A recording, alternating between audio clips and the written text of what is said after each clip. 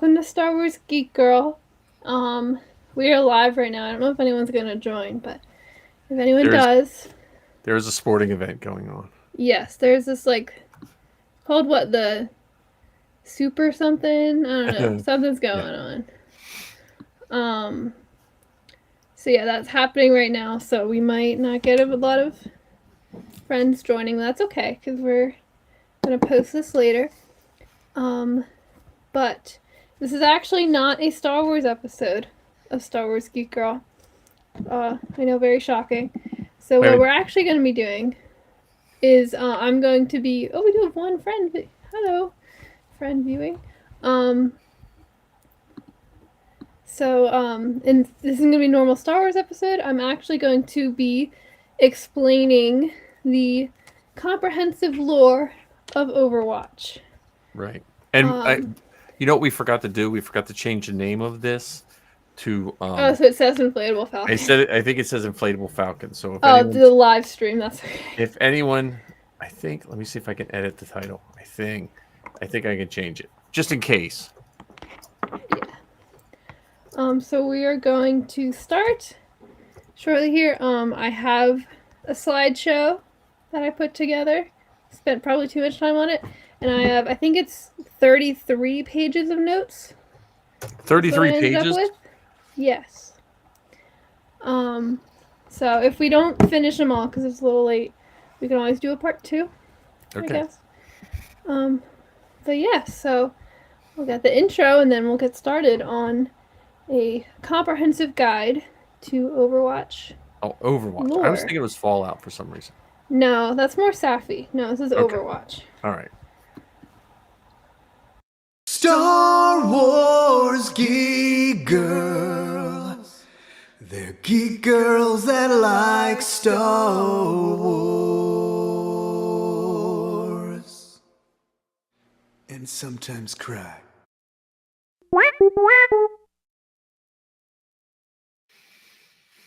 What I love that Man, intro. did it play lagged for you? No, it didn't lag for me. I mean, I don't know Oh, when you the clicked it. the video was way slowed down and the audio was like at the No. end when there's little BB-8 sounds, supposed to be a little BB-8 ball rolling by. Yeah, no, it was Oh, fixed. hey, So, well if it played for you, that's good. Because on my screen it was way. It didn't even finish the video, how many so that's things do you good. have open on your computer? I have two Google Chrome tabs. Oh, okay. Well, Okay. Hey, if it played for you, that's good.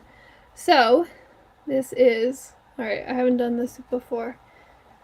oh, there we go. So let's Guide to see. There Overwatch. we go. This is your guide to Overwatch lore. So, like I said, I have a slideshow. I have lots of notes. I'm going to go going through. I will take questions at any point.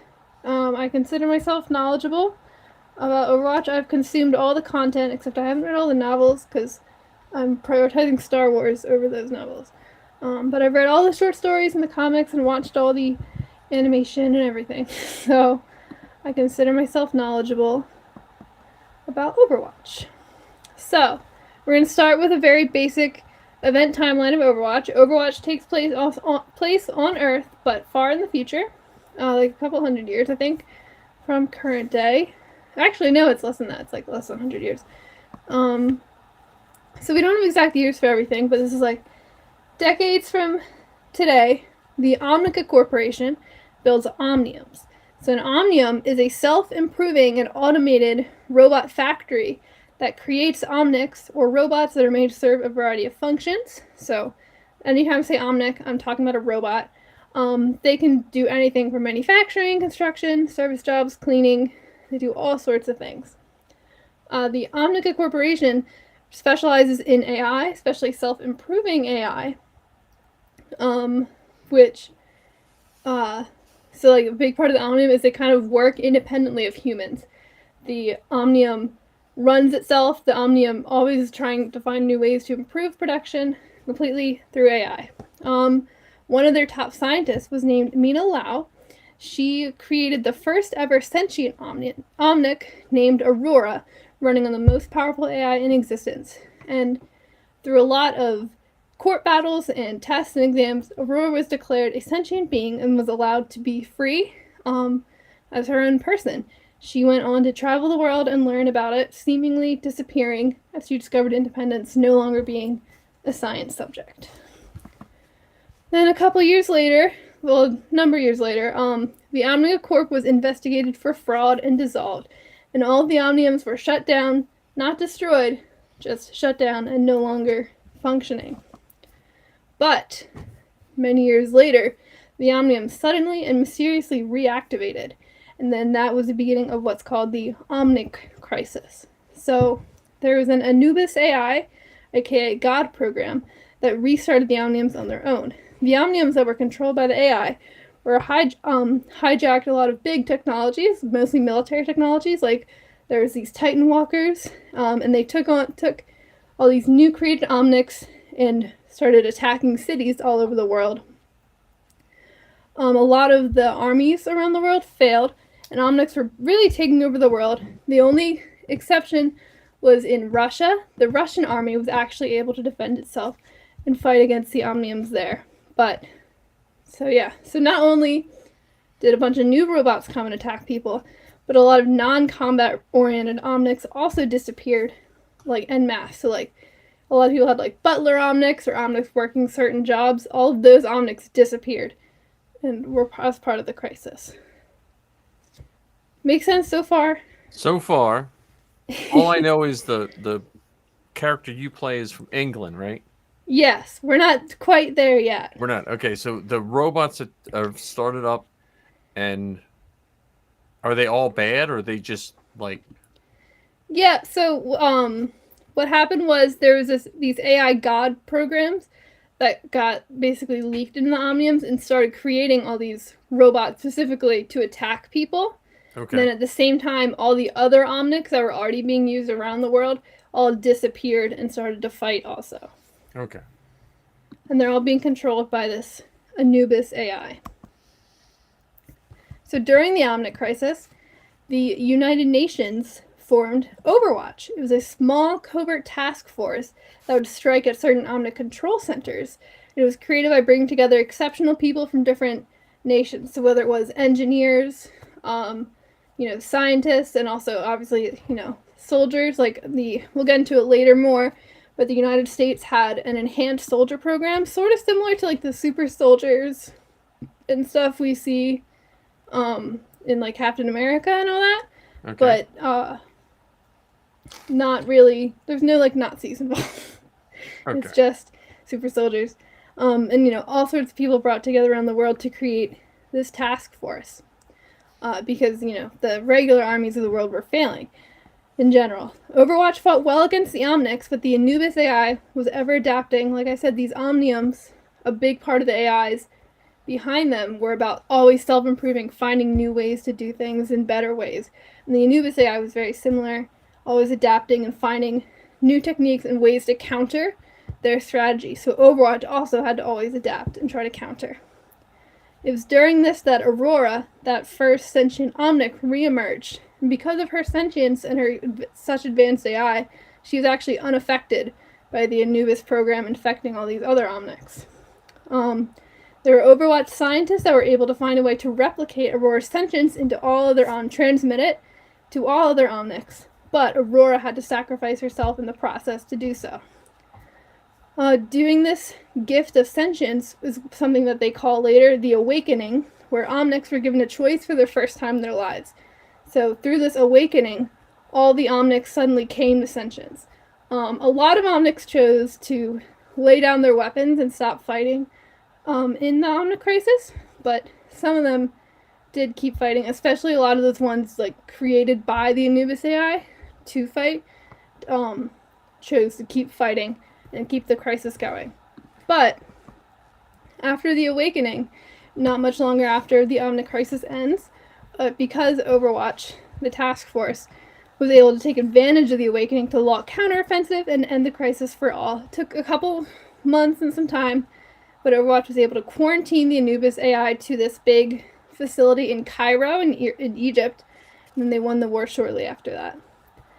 A lot of the combat-specific Omnics, like Omnics made really just for killing, were rounded up and destroyed. This includes like the Bastion unit and stuff like that, which was one of the kind of tank gun Omnics. At the end of it all, the human casualties rounded up to the tens of millions, and 30 million children were left orphaned. All the Omnics that disappeared, the regular Omnics, did return, although now they were all sentient and not just following, like if it was a Butler Omnic, it would have Butler programming, where now these Omnics were sentient and basically like their own people. There are a lot of attempts for humans and Omnics to live in harmony, fighting for Omnic rights as well, but a lot of human-Omnic tensions were very high because a lot of humans, are a little wary of robots after the whole Omnic crisis thing going on. But then other people are fighting for Omnic rights because they see them as sentient beings and want them integrated into society like normal. During this time, Overwatch also shut down the program of all God programs. Like I said, Anubis was a God program that went rogue and caused the Omnic crisis, so Overwatch shut down any program that could possibly do the same thing, and they were outlawed by the UN to continue producing.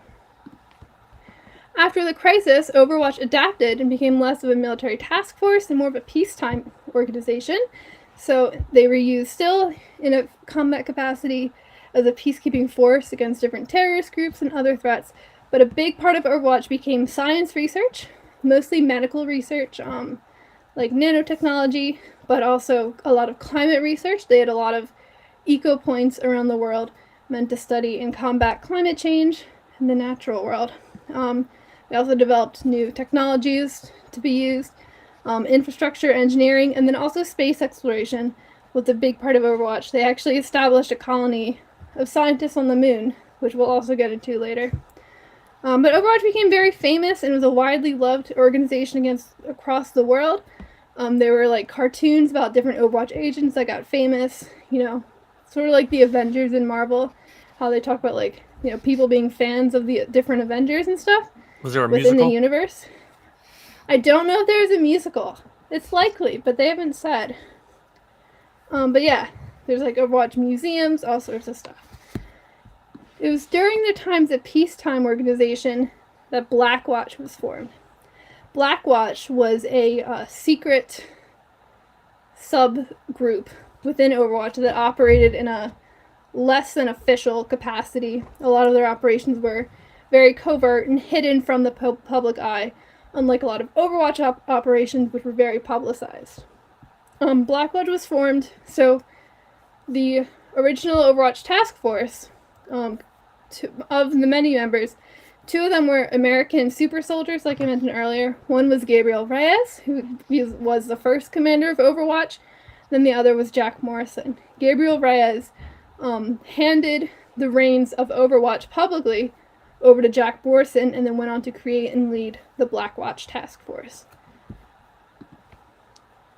Any questions?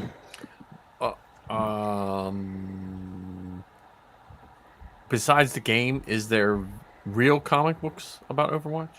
The comic books are all available for free on the website, but they do have printed ones you can buy. Okay. But they are for free. Safi actually got me. They did a mini run of Tracer. Oh, okay. 5. But yeah, it's mostly there's no like long running comic. It's mostly they'll do like mini series of like 5, or they'll do a little one-off comics. Okay. Like I said, they're all for free on the Overwatch website. I think you can also buy printed copies if you want, but you can read them for free. Yeah, one thing for Blackwatch, because I said they did covert ops, a lot of their things included assassinations, terrorist groups, and it's not like they're assassinating, big world leaders, but like people involved in like, the criminal underworld and stuff. Oh, okay. It was less than savory were Blackwatch's missions, but nothing too horrible, mostly from what we know. Overwatch operated under peacetime for a really long time, but 15 years later, it was investigated with allegations of negligence. And a lot of countries around the world were looking for more oversight over Overwatch, because while they did publicize a lot of what they did, there wasn't a lot of oversight from the UN. Overwatch was able to operate very independently, and that was beginning to worry people. There were whispers about some of the incidents with Blackwatch. People didn't know publicly what Blackwatch was, but when things started to happen, people started to connect things to Overwatch. It was while it was under investigation that the Venice incident happened, 7 years after the investigation started. Overwatch started being called into question. So there were some attacks made on Overwatch's Oslo facility, and in Blackwatch's Rome facility. And a lot of Overwatch agents were killed or wounded. There was an investigation that occurred, and it connected the attacks to an Italian businessman with connections to the terrorist group called Talon, and this man was named Antonio. Jack Morrison, who was the head of Overwatch at the time, wanted to work with the Italian government to have an operation against Antonio, but Gabriel Reyes, who was the head of Blackwatch, believed he had enough connections that he wouldn't face consequences for doing something. So Blackwatch conducted a covert and unapproved mission without any authorization from Italy to extract Antonio and bring him in for questioning. However, during the mission, Reyes decided to kill Antonio, which made the team have to fight their way out of the city and obviously brought a lot of tension to them. After this happened, Blackwatch went public because of what happened in Venice, and Overwatch was disbanded by the UN. Overwatch was, during this investigation after Blackwatch was public, Overwatch still operated to a much lesser capacity. A lot of their science facilities remained, but the combat-oriented agents were shut down. But they did still do some unassigned things. For example, so I mentioned Talon is a terrorist group, and we'll get more into them later. There's also an Omnic terrorist group called Null Sector. They took over London for a brief period, and in that case, even though it wasn't approved, Jack Morrison did send an unsanctioned team into London to rescue all the hostages. And the team was successful, and that did grant Overwatch some goodwill during this time where there was a lot of bad press, but it still wasn't enough. Again, Overwatch also took some missions against Talon, like in Havana. And also, there was a lot of tension within Overwatch because some agents were testifying against Overwatch and some were just trying to do anything to keep it together. But ultimately, Overwatch was disbanded shortly after an explosion in the Swiss headquarters, which killed both Gabriel Reyes, who was the head of Blackwatch, and Jack Morrison, who was the head of Overwatch. Any questions? No, not yet. I mean, when's the game take place? Or do we get there yet? We'll be there. We'll be there soon. Okay. And we'll get into all the different characters more too. Okay. After a few years after Overwatch was disbanded, a second Omnic Crisis began. Not quite to the scale of the first Omnic Crisis, but as these tensions were growing higher between humans and Omnics, there started to be, it wasn't a full Omnic AI takeover like before, but, the terrorist group Null Sector, like I said, was the Omnic terrorist group. They started to gain a lot of power, and then also they worked with Talon, the other terrorist group we'll get into more later, create a lot of tension around the world. There was also a human Omnic relations activist, and he was a leader of an Omnic religious group named Kartha Mandata. He was assassinated in London, which really drove a wedge between a lot of human and Omnics. And as, some of the Omniums also started to reactivate again, like the one in Russia activated, and even though Russia was the one country that was able to successfully fight off the Omnic invasion in the first Omnic Crisis, they began to be less successful and start to struggle against the Omnics. It is at this point we get to where the game takes place, which is after the Overwatch recall. So, a group of Talon agents, led by the mysterious Agent Reaper, tried to break into an old Overwatch base called Watchpoint Gibraltar to gain access to the Overwatch database of all the different agents who worked for Overwatch in the past, presumably to gauge them as a threat against Talon's operation. What they didn't know was that an agent named Winston was living in the base still. He thwarted the attack, and he kind of realized at that point that the state of the world had become so dire, he decided to initiate an Overwatch recall. And begin with some kind of vigilante justice and starting to fight off Talon and Null Sector.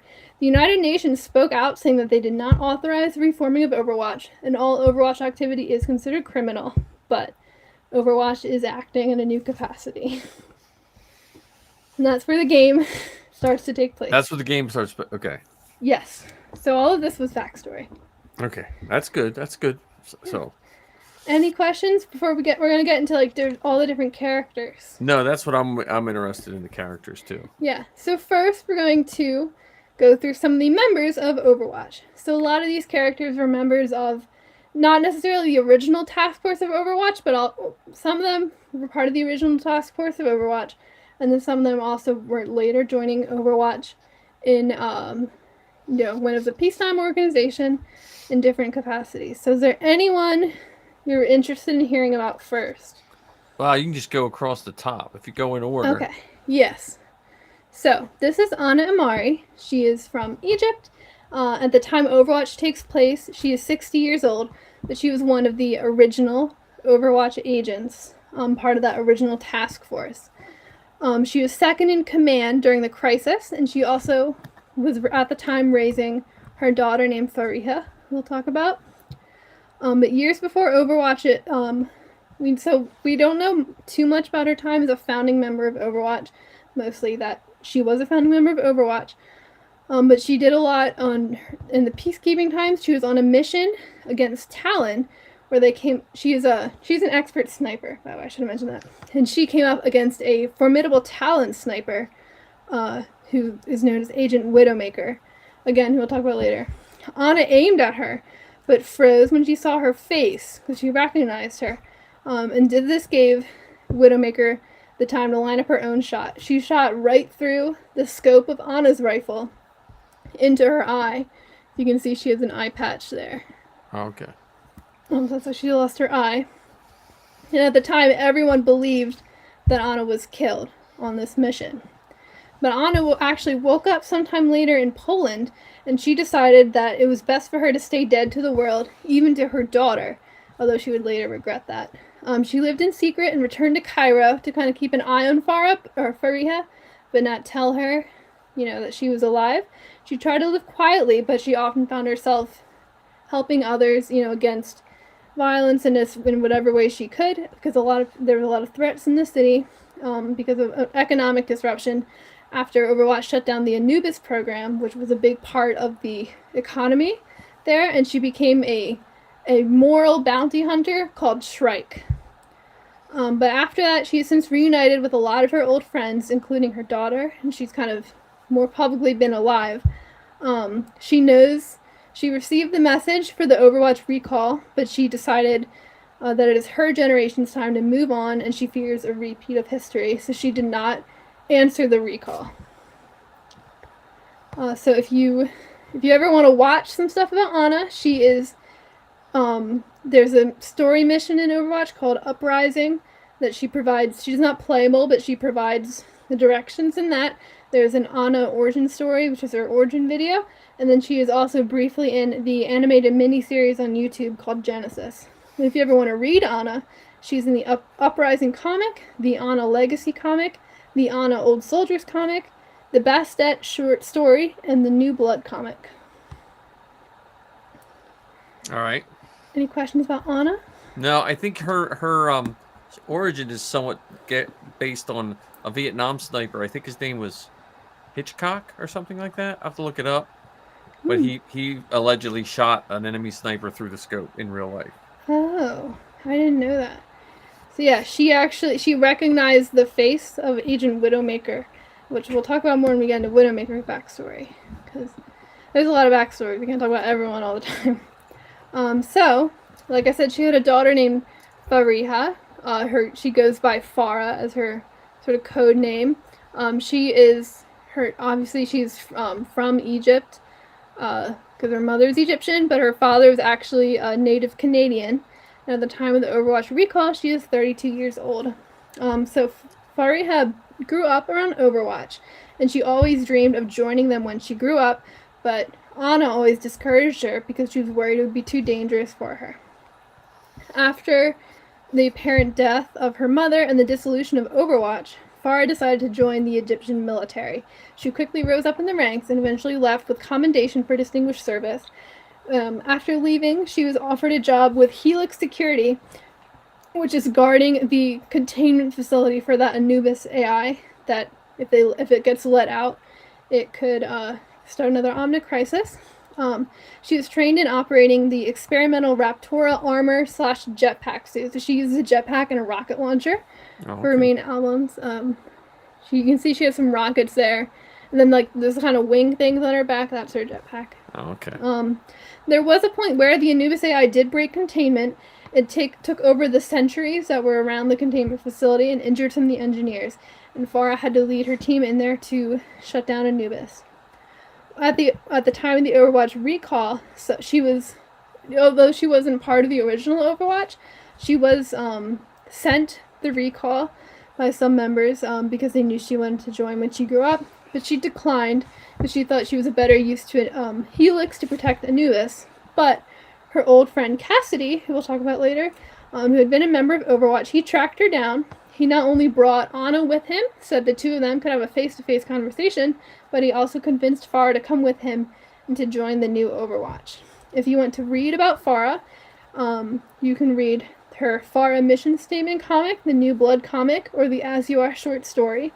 And if you want to watch Farah, she's in some cutscenes for the Resistance story mission, and she is playable in the Liberation story mission. All right.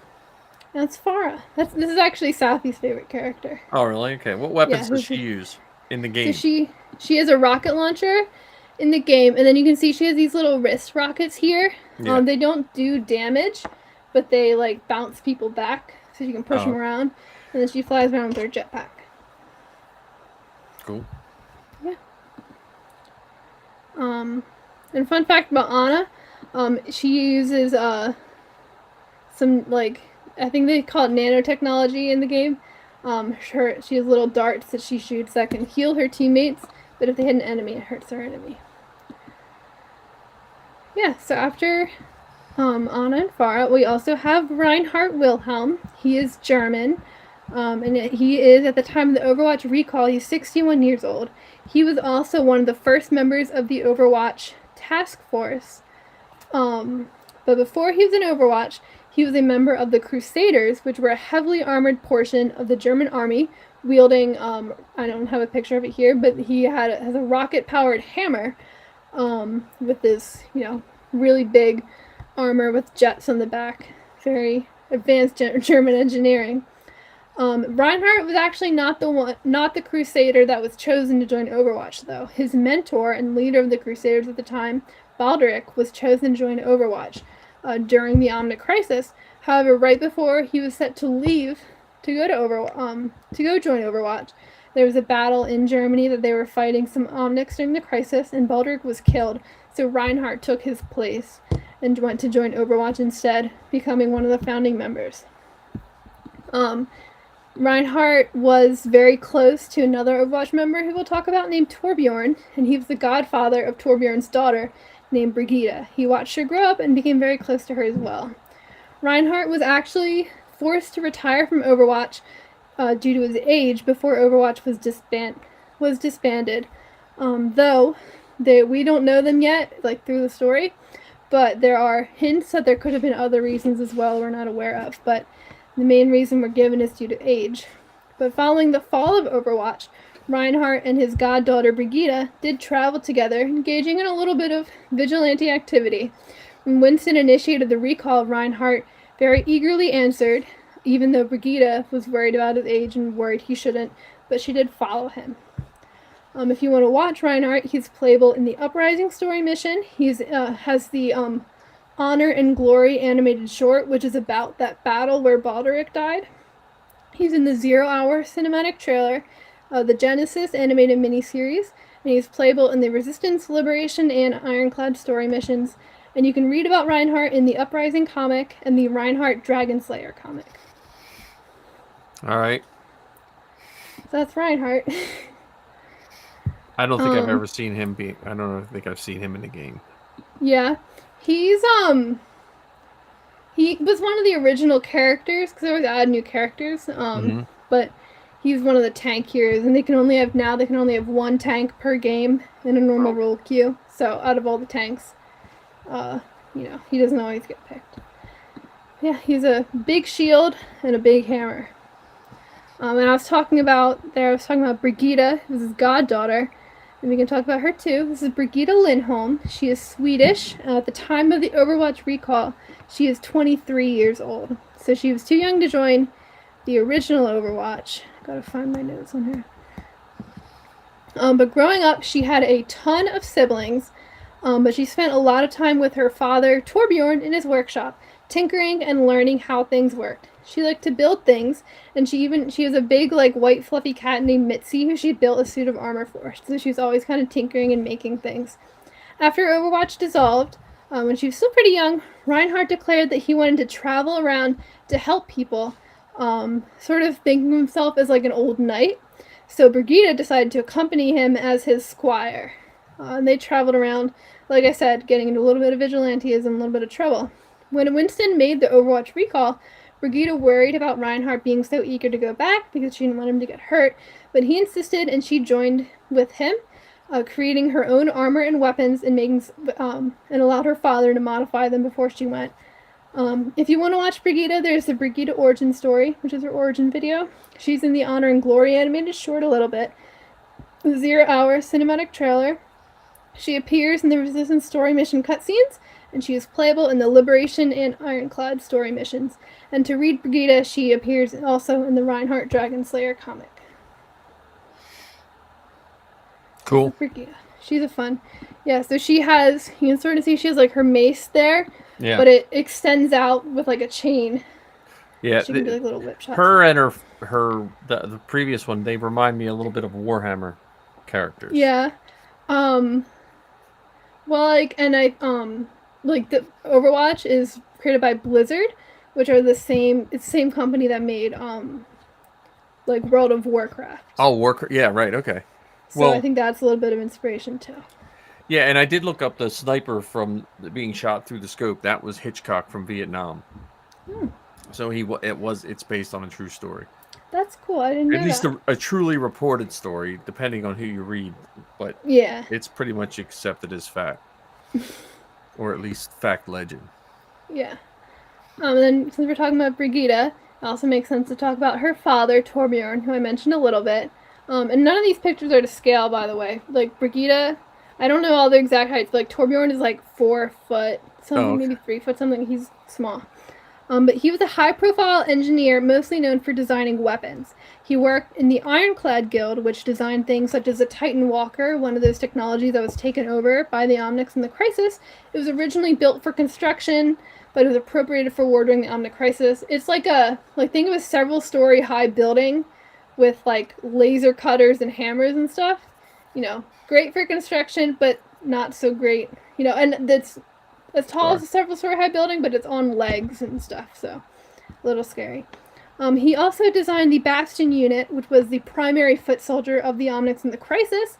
He was always very fearful of artificial intelligence, and then obviously his fears came true when his designs turned against the world during the Crisis. He was brought into Overwatch as a founding member because of his inventions and because he knew so many of the Omnic technology so intimately because he built them. He grew, like I said, very close to Reinhardt, the guy with the big hammer, and then later named him the godfather of his daughter. In one mission, this was after the crisis was solved, there's a mission known as Operation White Dome. Torbjorn was severely injured, and he ended up, you can see his robot arm there, he ended up losing that arm, and then his other eye, because a lot of people lose eyes in this game. Yeah, they should get safety goggles in this game. Probably. Reinhardt stayed by his side the whole time he was injured, and then during this time, Torbjorn actually made a deal with Reinhardt, which gave him the right to name his daughter Brigitte. So not only was Reinhardt the godfather of Brigitte, he also named her. Torbjorn, years later, because he was so close to Reinhardt, when Overwatch forced Reinhardt to retire because of his age, Torbjorn was furious, and this started a lot of his resentment towards Overwatch as an organization. When the recall was initiated, he decided not to answer, and we'll get more into his feelings on that later. But if you want to watch Torbjorn, he was playable in the Uprising story mission. He's in the Genesis animated miniseries, and he is also playable in the Ironclad story mission. If you want to read Torbjorn, he is in the Uprising comic, the Torbjorn Destroyer comic, the binary comic, and there are some in-universe available on the Overwatch website. In-universe notes. They're the Lindholm Workshop notes regarding Bastion, which are a pretty fun read, I think. Any questions about Torbjorn? No. In the game, you see his little hammer and he has a little gun, and he builds little turrets that he places. And they shoot, Okay. shoot for him. So like I said, we were talking about the Bastion units. This is an example of one. So this, we just call this guy because, like I said, all the Bastion units were allegedly destroyed after the Omnic Crisis. This guy is basically the last Bastion unit around, so we just call this guy Bastion. Gotta find my notes. So, he's one of the E-54 Bastion units, and they were originally created as peacekeeping forces, but they turned against humans in the Omnic Crisis. After the end of the crisis, all the Bastion units were considered too dangerous, were rounded up, and destroyed. However, there was one that remained shut down in the woods, damaged, and inactive, but still completely whole. It was dormant and forgotten about. One day, a bird was building a nest on the Bastion unit sitting in the woods, and it pecked on just the right sensor to wake up the Bastion unit. Its combat programming was still may activate when he senses danger. The robot is actually completely peaceful. Bastion is fascinated with nature. He loves making friends with all the animals, including the bird who pecked him, became his companion who follows him everywhere, named Ganymede. But he was afraid of humans. A little while later, there was some very fearful reports from a town about a Bastion unit walking through the woods, and obviously because of the Omnic Crisis, this was a very scary sight for the people in the town. They called in Torbjorn because he was nearby as an expert to find and destroy it. But when Torbjorn found Bastion, even though he himself had some strong feelings against Omnics after what happened in the Crisis, he did realize that Bastion was friendly, and he only responded to any attacks against him with very fearful running away or trying to offer little bundles of sticks as a peace offering. Torbjorn decided to take in Bastion and brought him to live with him and give him some upgrades, and it made Bastion reconsider his negative feelings towards Omnics. Torbjorn was mostly trying to study him at first, but they kind of became friends. He was really trying to figure out what made Bastion so unique, and though he was tempted many times to dismantle Bastion, his curiosity often got the better of him, and he noticed things like him having a little bird friend and being, very kind and a little naive. So he decided that Torbjorn was the one that had to change, not the Omnic. So if you want to watch Bastion, The Last Bastion is actually the story of Bastion waking up. It's one of my favorite Overwatch animated shorts, and I recommend everyone watch it, even if you're not interested in all of Overwatch as a whole. If you just want to watch a cute little animated short, I recommend The Last Bastion. And then he is also a playable character in the Ironclad story mission. And if you want to read Bastion, he is a feature of the Binary comic, which is a story of that town being afraid of him. And then obviously the Lindholm Workshop notes regarding Bastion are all about Bastion.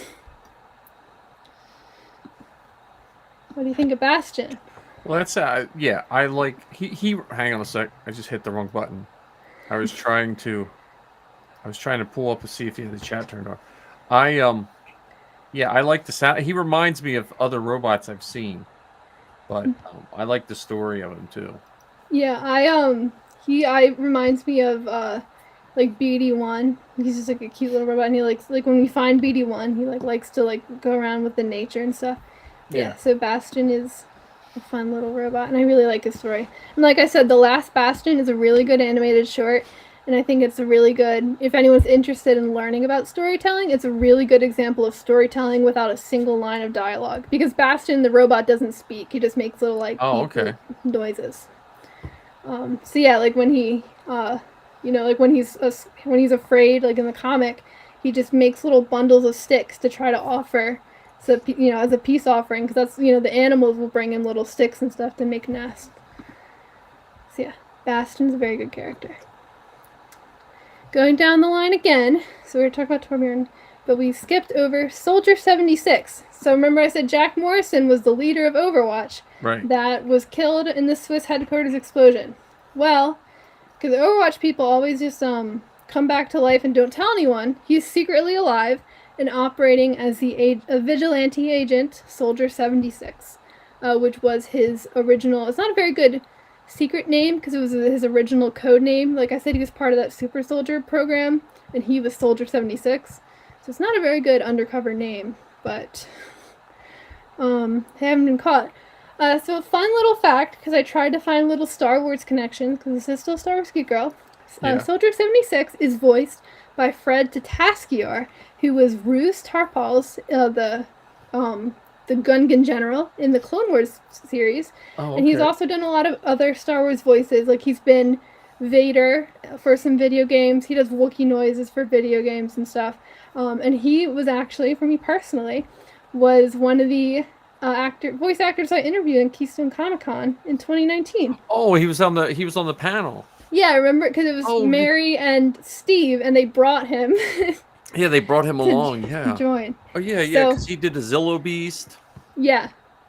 That's cool. So he is the voice of this character. Like I said, I try to find. There's a few more Star Wars connections like this. I try to find. But yeah, so Jack actually grew up on a farm in Indiana. We don't have an exact age for him, I don't think, unless they just released it. But he is about 50 plus years old when the Overwatch crisis begins. I think we do have an age for him. I just can't remember off the top of my head. And I made the slide before they released his age. But I think someone figured out he would have been born probably like this year or something. Oh, okay. So that gives you a rough timeline of So maybe when Overwatch is supposed to happen. This is Jack Morrison being born this year. Yes, somewhere in Bloomington, Indiana. The Omnicrisis began when he was 18 years old and he joined the American military. He was brought into the Soldier Enhancement Program to become a perfect soldier and gave him superhuman speed, strength, agility, and recovery ability, like healing. He was given the number Soldier 76. This is also where he met Gabriel Reyes, that leader of Blackwatch we talked about, and they became close friends. Gabriel Reyes was also in the Super Soldier program. I think he was Soldier 24 is what it was. When Overwatch was formed, Reyes was chosen to lead, but Morrison also joined as a founding member. He became completely absorbed with Overwatch. Like, Overwatch really became his whole world. And even at Jack actually, before he joined Overwatch, had a boyfriend named Vincent, who he actually broke it off with because he became so absorbed in Overwatch. All of his personal relationships, really, outside of Overwatch, went to the side. At the end of the Omnicrisis, Jack Morrison became the commander of Overwatch when Gabriel Reyes moved to start Blackwatch. He recruited a lot of the members we'll talk about later personally. He always defended Overwatch wholeheartedly while it was being investigated, but then was believed to be killed at the explosion of the Swiss base. After his death, he took on the moniker Soldier 76 and began engaging in vigilantism, specifically in search of revenge against anyone who he blamed for Overwatch's fall. He's specifically chasing down Reaper, who's a high-profile Talon agent we'll talk about later. If you want to watch Soldier 76, he is not playable, but in cutscenes for the Uprising story mission. There's a Soldier 76 origin story video. There's a really good animated short called Hero. It's not really any specific really big moments in his history, but it's about him in Mexico, and it's a very sweet story about him saving a young girl. And then he's also in the animated miniseries Genesis, which I've mentioned a few times. I don't think I said what it was. It's a miniseries mostly about Aurora, that first sentient Omnic being created in those Omnicrisis, but it's in the style of like an in-universe documentary. So like they're interviewing different experts and stuff in-universe. It's really cool. If you want to read Soldier 76, he's in the Retribution comic, the Uprising comic, the Anna Old Soldiers comic, and the Bastet short story. And who does those comics? Are they just done by the company?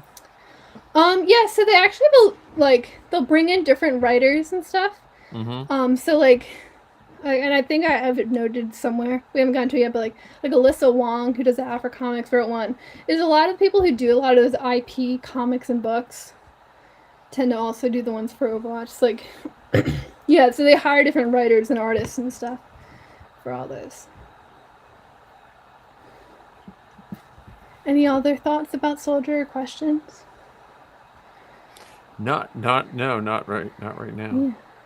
Yeah. I don't have a shot of him from the back, but he has a very cool big 76 on the back of his jacket. Oh, really? Okay. Yeah. Like I said, not the greatest code name. But yeah. Alright, so next we have Echo. So she is an Omnic. She was created by a Singaporean creator, actually Mina Lau, who I talked about way back in the beginning, the creator of the first sentient Omnic. Echo was another project she created later. She was created in the Switzerland Overwatch base. We don't have an exact year of when she was created, so we don't know quite how old she is, but she's a robot, so it doesn't really matter. So Echo is actually, here she is, really interesting. So Mina Lau, like I said earlier, was a scientist at the Omnica Corporation before it was shut down. During the Omnic crisis, she was recruited into Overwatch by Jack Morrison to help defeat the Omnics, as she was an expert in AI and had designed a lot of the AI that some of them were running on. After the Omnic crisis, Mina Lau created Athena, which was the Overwatch AI used for all their files and computers, and it was still used. It was still in place at a lot of old bases. Like I said, there was Agent Winston living in that one base. Athena was kind of his companion who he would talk to. She was an AI. She was sort of like Jarvis for Tony Stark. That's what Athena is. She was Jarvis. Mina then went to start on the Echo project, which was meant to be a completely adaptive robot to help teams in the field. Mina was very limited because Overwatch had a lot of restrictions on AI technology and research because of the Omnic crisis, but she did end up, kind of getting around some rules and breaking a few regulations to create the powerful AI for Echo. Echo learned from watching, basically, and she gained the ability to mimic the teams she worked with in a field. So she would work with a team of medics and learn how to mimic, their practices. She'd work with a team of soldiers and mimic their practices. But over the course of thousands and thousands of hours spent with Mina as she worked on her, Echo began to really form her own personality through replicating Mina's personality, her speech and her mannerisms. People that knew Mina would really see her in Echo. Unfortunately, Mina Lau's Overwatch lab was attacked, and Mina was killed in the attack. After Mina died, the Echo project was shut down, and Echo herself was locked into this little pod. And she eventually was kind of just hidden away, but when Overwatch disbanded, a lot of these things they started to lose track of. So she was acquired by the Deadlock Gang, who we'll get into later, until she was later freed and sent to join Overwatch after the recall. If you want to watch Echo, she has an origin story video, which is one of my favorite origin story videos. It's very creatively done. She's also in the reunion animated short about how she got freed from the Deadlock Gang. She's in the 0 Hour cinematic trailer. She's a little bit in the Genesis animated miniseries if you're looking for Mina Lau. She is in cutscenes for the Resistance story mission, and she is playable in the Liberation story mission. And if you want to read about Echo, there are, on the Overwatch website, some in-universe texts available. They're the Project Echo transcripts about Mina Lau's thoughts while working on Echo and discovering how much Echo really became her. So yeah, this is Echo. She flies around. Her ability in-game is to take one of the enemy team characters and replicate them. Oh, okay. For a period of time. Okay. Yeah, she's a cool character. You have any questions about Echo? No. Nope. And then we get to Mercy.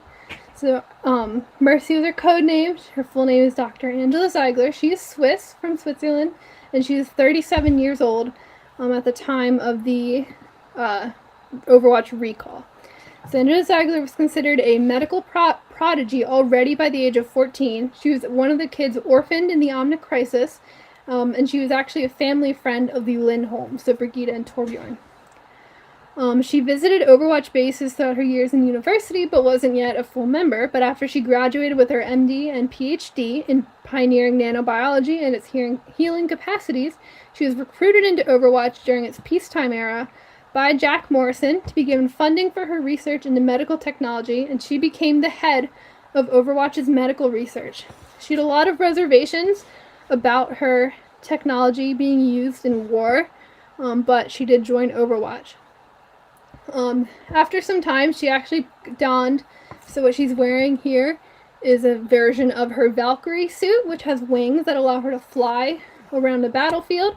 And then she's not holding it here, but she has it's a caduceus staff that can be used to heal people from a distance using nanotechnology, and that's where she got the name of Mercy, because she was a medic on the battlefield and a crisis response doctor. Before Overwatch dissolved, Angela did leave Overwatch because she felt like it was becoming too militaristic, especially with the Blackwatch operations. But after leaving Overwatch, she still traveled to crisis areas around the world to help those affected by war. When Winston's recall went through, she initially wanted to reject it, but after an incident where she saw Talon forces kill people in Cairo, where she was trying to help save people, she realized that the world really did need Overwatch again, and then went to go join Winston. If you want to watch Mercy, she's playable in the Uprising story mission and the Storm Rising story mission. She's in the 0 Hour cinematic trailer. She's a non-playable character in the Resistance story mission, and she's playable in the Liberation story mission. If you want to read Mercy, she's in the Uprising comic, the Bastet short story, and then the Valkyrie short story. I've seen her. You guys play her once in a while too. Yes, yeah. So she flies around and heals and damage boost. I think she's a very fun character to play. So yeah, she's a cool character. And then we have this guy. This is Winston. So I've been talking about Agent Winston this whole time, who initiated the recall. This is Winston. So Winston is a gorilla from the moon, and he was 29 years old at the time of the Overwatch recall, which he initiated. So he's a gorilla from the moon because I think I mentioned earlier there's a lunar colony on the moon. It's called Horizon Lunar Colony, which the colony was mostly scientists who were studying genetically engineered gorillas to figure out what the prolonged effects of living in space were. So one gorilla, originally named Specimen 28, he specifically gained a lot of rapid brain development, and he was kind of taken under the wing of a scientist named Harold Winston, hence the name Winston, who raised him like a son and focused on educating him and even let Winston help with a lot of his experiments. Unfortunately, the other gorillas did lead an uprising against the moon scientists, and they killed all of the scientists, including Harold Winston. So that's when Specimen 28 took on the name Winston, and he fled to Earth in an escape pod. He landed at Watchpoint Gibraltar, the Overwatch base I mentioned, but this was during when Overwatch was active as a peacetime organization, and he became a member of Overwatch, and they allowed him to conduct a lot of technological research. After Overwatch fell, Winston secluded himself in Watchpoint Gibraltar, with the AI Athena being really his only friend, though he did keep in touch with a few close friends from Overwatch, like Tracer. It was there that he warded off that Talon attack and then called the recall of Overwatch. If you want to watch Winston, he is playable in the Storm Rising story mission. He is in the Doomfist origin story video. He is in the Recall animated short, which is about him initiating the recall. He was actually the only character, really, in the first cinematic trailer for Overwatch called Are You With Us?, which was his recall video. He is in the first Overwatch cinematic trailer, the 0 Hour cinematic trailer for Overwatch 2, and he is playable in the Resistance story mission and the Liberation story mission. If you want to read about Winston, he's in the Tracer London Calling comic. So this is Winston, the gorilla from the moon. The gorilla from the moon, yeah. Yes. It's like, I forget the gorilla from DC. Oh, yeah. Yeah, there's the intelligent gorilla from DC. Yes. Oh, I forget his name Winston. now. You see he has his little glasses. Yeah. And if his glasses break, he goes into a primal rage. Yeah. When I said Agent Winston, were you picturing a gorilla from the moon? I was not. I was picturing not a gorilla. Yeah. I think you had told me about the gorilla from the moon, but I couldn't remember his name. Yes, this is Winston. Yeah, he has a little jump pack suit there. He's a he's a scientist. He says, "I'm not a monkey. I'm a scientist." It's like one of his little catchphrases. How long? When did the first Overwatch game came out? In our time. The first Overwatch game came out. I think it was 20. I want to say 15. Oh, okay. I think it was 2015. It's almost 10 years it came old. out in it came out in May, and I got it for Christmas that year. I think it was Okay. 2015 because I think Force Awakens was out. Yeah. Yeah, so the first Overwatch game came out, and then Overwatch 2 came out in 2022, but it wasn't really a new game. It was they made it free and then kind of overhauled Overwatch 1. So like you can't play Overwatch 1 anymore. Oh, okay. It kind of absorbed it into Overwatch 2. Was Okay. basically the idea. Yeah. So while we're talking about Horizon Lunar Colony, this is a good time to introduce you to Hammond, also known as Wrecking Ball. He was a hamster from the moon and is 14 years old at the time of the Overwatch recall. This is actually our first character who is not super tied to Overwatch except through Winston. But there is a fun Star Wars connection here.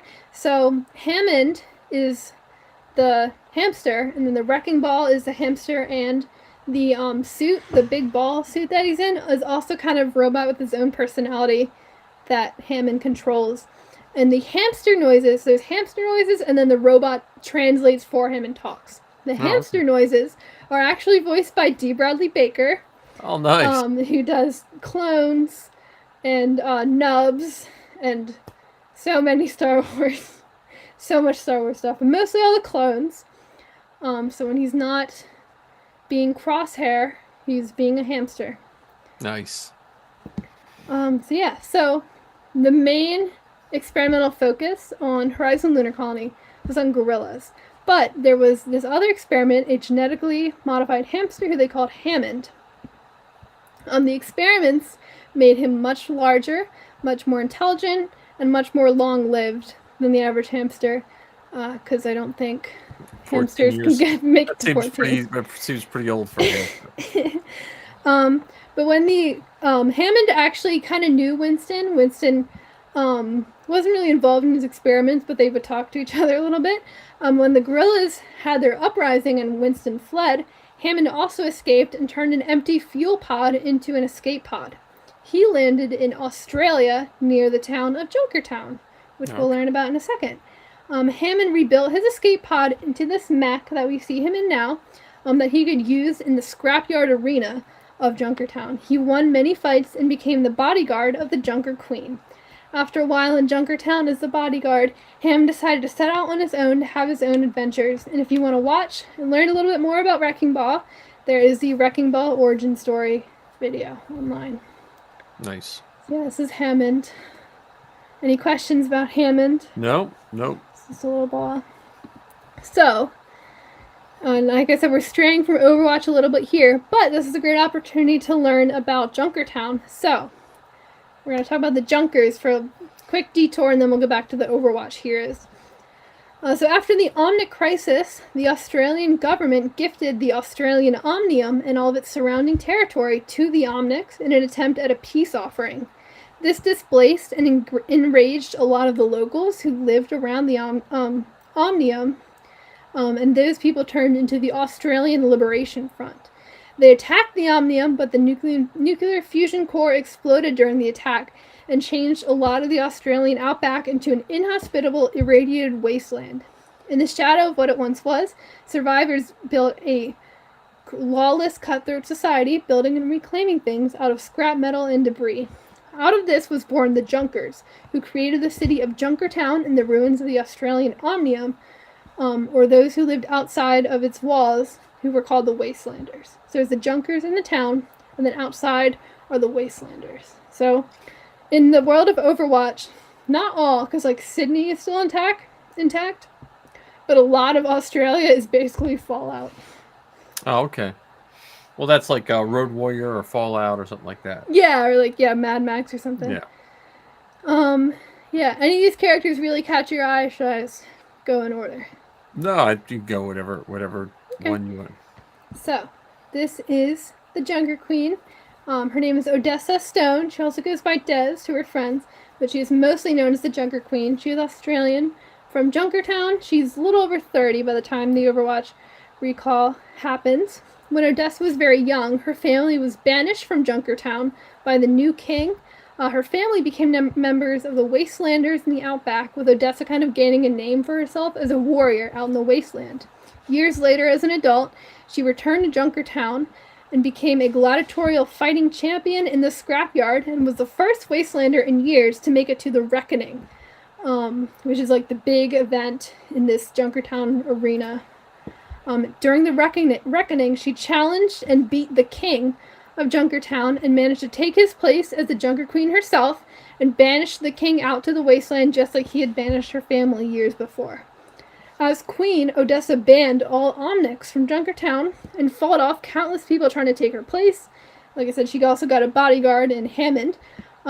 She also, played guitar, got into bar brawls, and taught children how to throw knives. So she's the queen of Junkertown, and she's gained a lot of respect. She's generally well-liked by Junkertown. If you want to watch Junker Queen, there is a Junker Queen origin story, 2D animated video. And there's also an animated short called The Wastelander. That's another animated short that's super cool. I think you would like that one. It's about her gladiatorial fight against the king, and it's really well done. She uses a lot of like crazy magnets and stuff. Now, are these films by the company or are they fan made? Company. No, everything is company. Okay. Yeah. Right. There's a lot of fan made Overwatch stuff out there, but I'm just sticking to all the original official stuff. Yeah, so this is Junker Queen. He's a very fun character. Then we'll go to Junkrat. So his name is Jameson Fox, but he just goes by Junkrat. He's a little irradiation-brained, but he's from Junkertown. He's 25 years old at the time of the Overwatch recall. Fun little Star Wars connection for Junkrat, which I didn't know until I was researching for this podcast. But he is voiced by Chris Parsons, who was K-3PO, 4-LOM, and E-3PO in The Empire Strikes Back. Oh, cool. He was also a body double for C-3PO in Return of the Jedi. He appeared at The Empire Strikes Back premiere in the C-3PO suit and has done C-3PO appearances at events for underprivileged children. Oh, cool. So I didn't know who Chris Parsons was at all. I never heard that name before, but he voices Junkrat and is also a prolific protocol droid. Nice. So Junkrat, or Jameson Fox, discovered a secret treasure within the bones of the Omnium that Junkertown is built in. And Junkrat, he's a bit of an erratic character, and he did not keep quiet about the secret treasure at all, causing a huge stir in Junkertown. Some people in a bar went to beat him up, but another man stepped in to save him. This man, Roadhog, we'll talk about later, agreed to be Junkrat's bodyguard in exchange for 50% of the treasure spoils. Following some attempts to steal the treasure from the Junker Queen, numerous bar brawls, blowing up Junker Queen's summer shack, and more, the Junker Queen actually banished Junkrat and Roadhog from Junkertown. After being banished, Junkrat and Roadhog decided to set off across the world, and were responsible for a lot of crimes, including arson, robbery, and murder all around the world. At one point, Junkrat and Roadhog were actually hired by a man in Sydney, Australia to blow up a factory that he owned for insurance fraud. But it turned out to be a trap, and the police were alerted, waiting to arrest the prolific criminals, Junkrat and Roadhog. But they escaped, and then blew up the guy that hired them.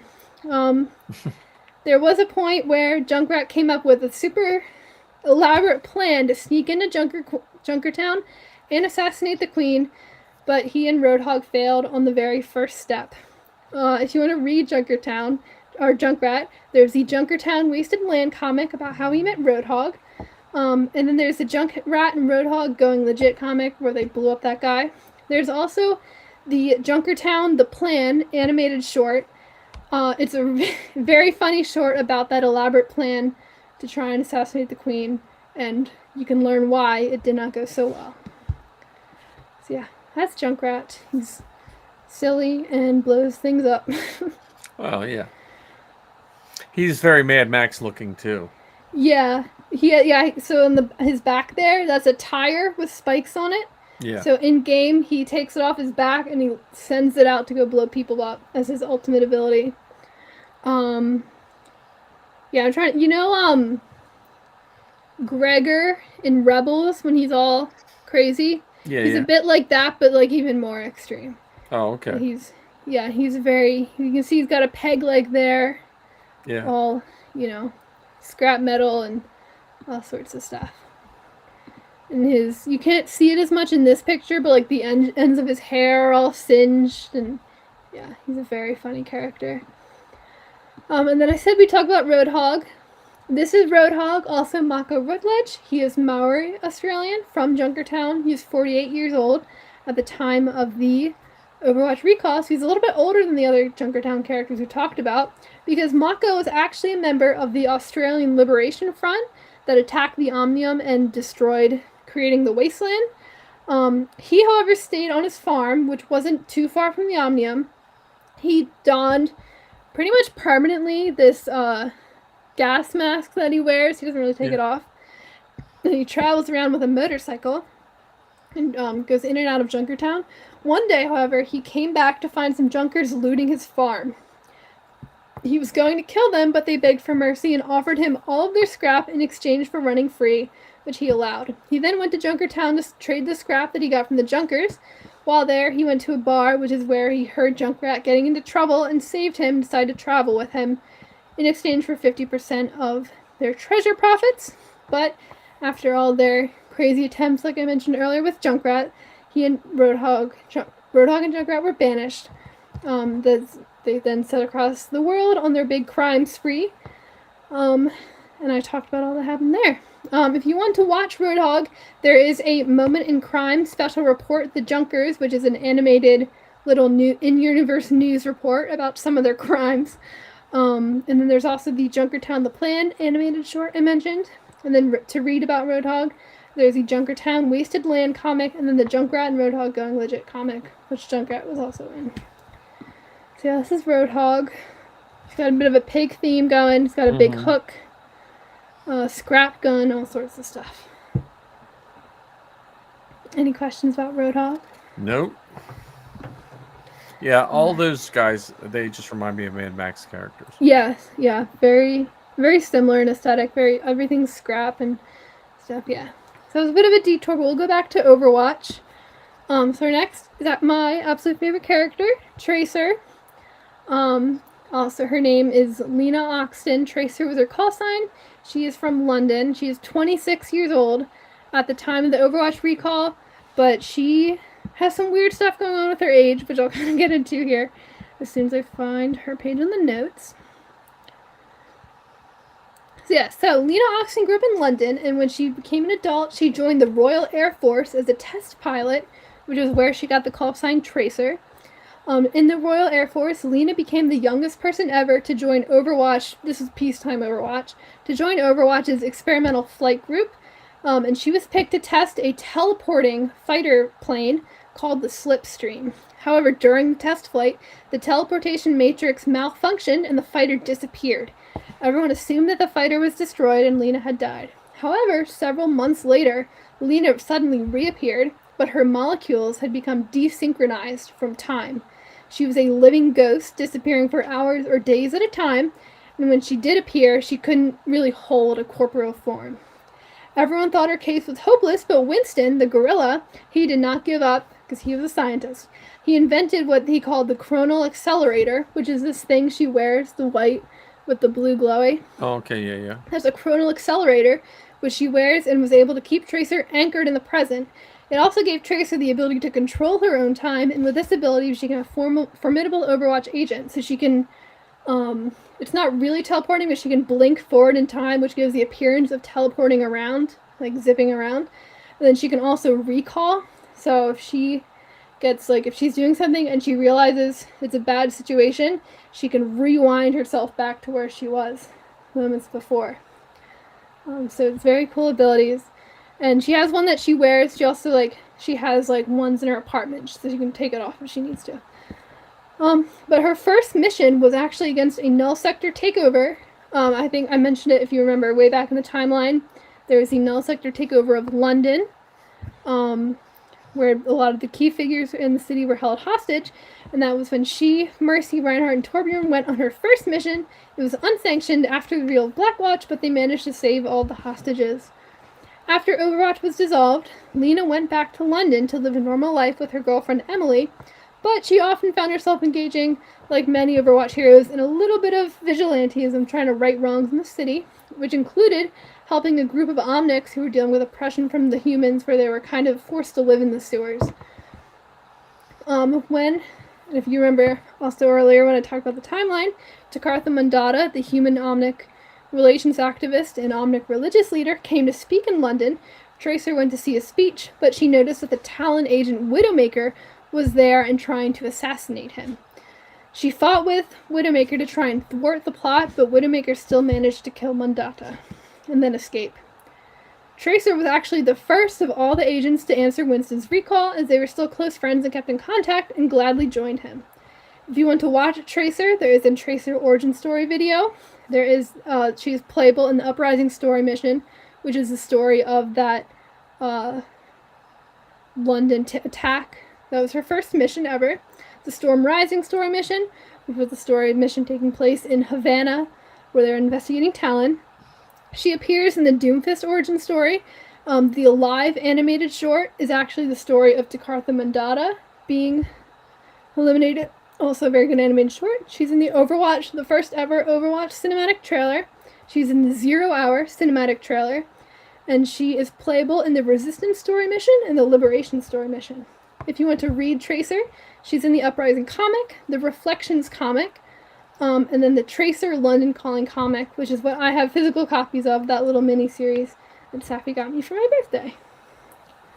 So yeah, that's Tracer. She's my favorite. Yeah, that one I know because of the costume. Yes. Yeah, and that's actually, I have her Overwatch 1 costume. Pretty much all the heroes, I think the one that didn't was Echo, got re-updated versions of their costumes, and this is her updated version, which is very fun. I like the one better. I like the World War II bomber jacket. Yeah. Yeah, that's a pretty good. I do like the jacket. I like the leggings on this one better, though, I think. Oh, okay. But yeah. That's Tracer.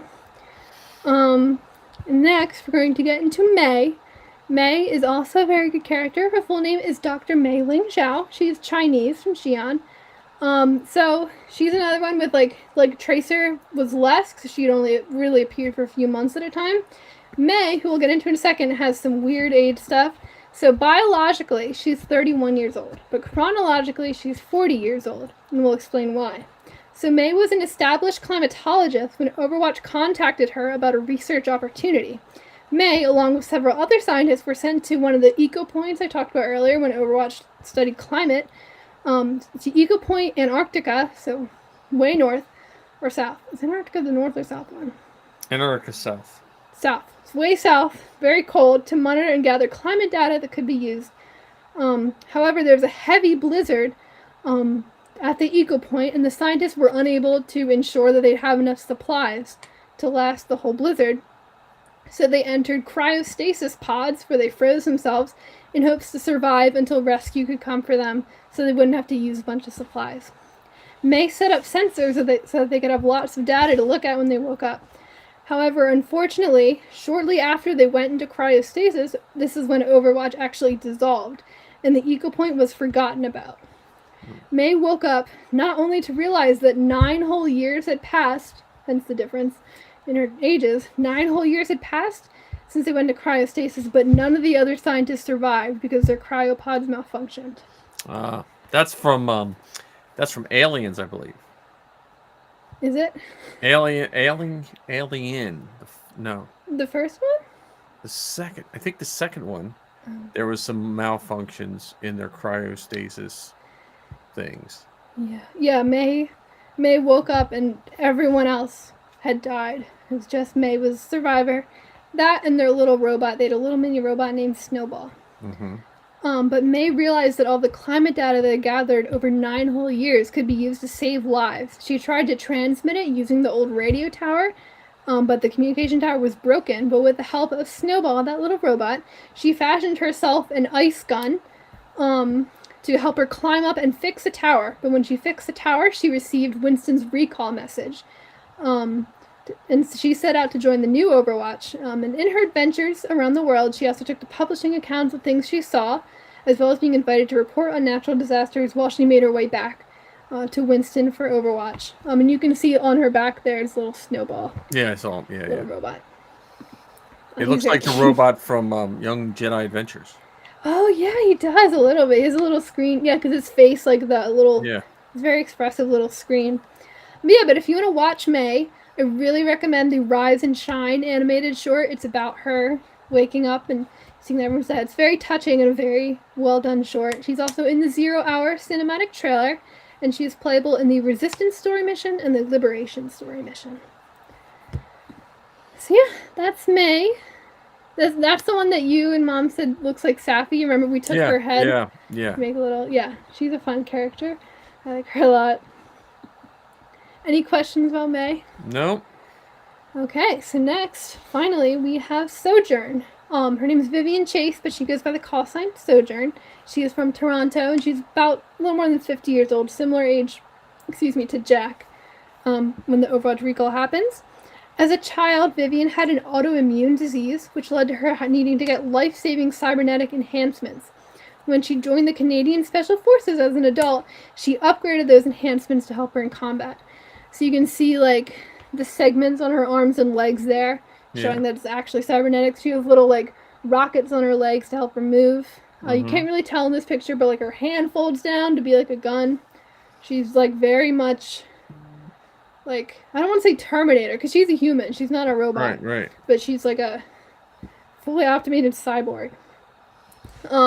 There was a mission where her unit served alongside Overwatch to help them dispel Omnics from Canada during the Omnic crisis. And Vivian got to know Jack Morrison, who would later recruit her into Overwatch. She was given the call sign Sojourn, and she took on a really big leadership role in Overwatch, running point for field agents or commanding missions. When Morrison was believed killed in the Swiss headquarters explosion, Sojourn was made commander of Overwatch only very briefly before it was disbanded, in part due to her own testimonies against Blackwatch activity. After Overwatch was disbanded, she moved back to Canada to live a normal life for a while with her little dog Murphy. When Winston made the recall, Sojourn was reluctant, but did eventually join the group, which we'll get into more into later. But Sojourn is the person providing you commands in the Storm Rising story mission that takes place in Havana. She has her own Sojourn origin story video, and she's a very cool animated short called Calling. You can also read Sojourn. Sojourn has a novel that's out. I actually haven't read it personally, but it provides a lot of backstory about her childhood. And then there's the Shockwaves short story as well about Sojourn. So she's a very cool character. Cool. Yes. So we talked about a lot of Overwatch heroes, but we haven't talked as much about who was in Blackwatch. So we're going to talk about those characters in their story. So this is Genji Shimada. He is Japanese, and he is about 35 years old at the time of the Overwatch recall. I gotta go down to my notes. So, Genji was born into the Shimada clan, which was a Japanese clan of ninjas who were blessed with the power of the spirit dragons operating out of a castle in Kanezaka. The Shimada clan believed in honor among their ranks and built a massive criminal empire profiting from the arms trade, illicit substances, and assassinations. Genji often lived in his older brother Hanzo's shadow. He and his brother were both trained by a woman named Asa Yamagami, along with her daughter Kiriko. We'll talk about Hanzo and Kiriko later.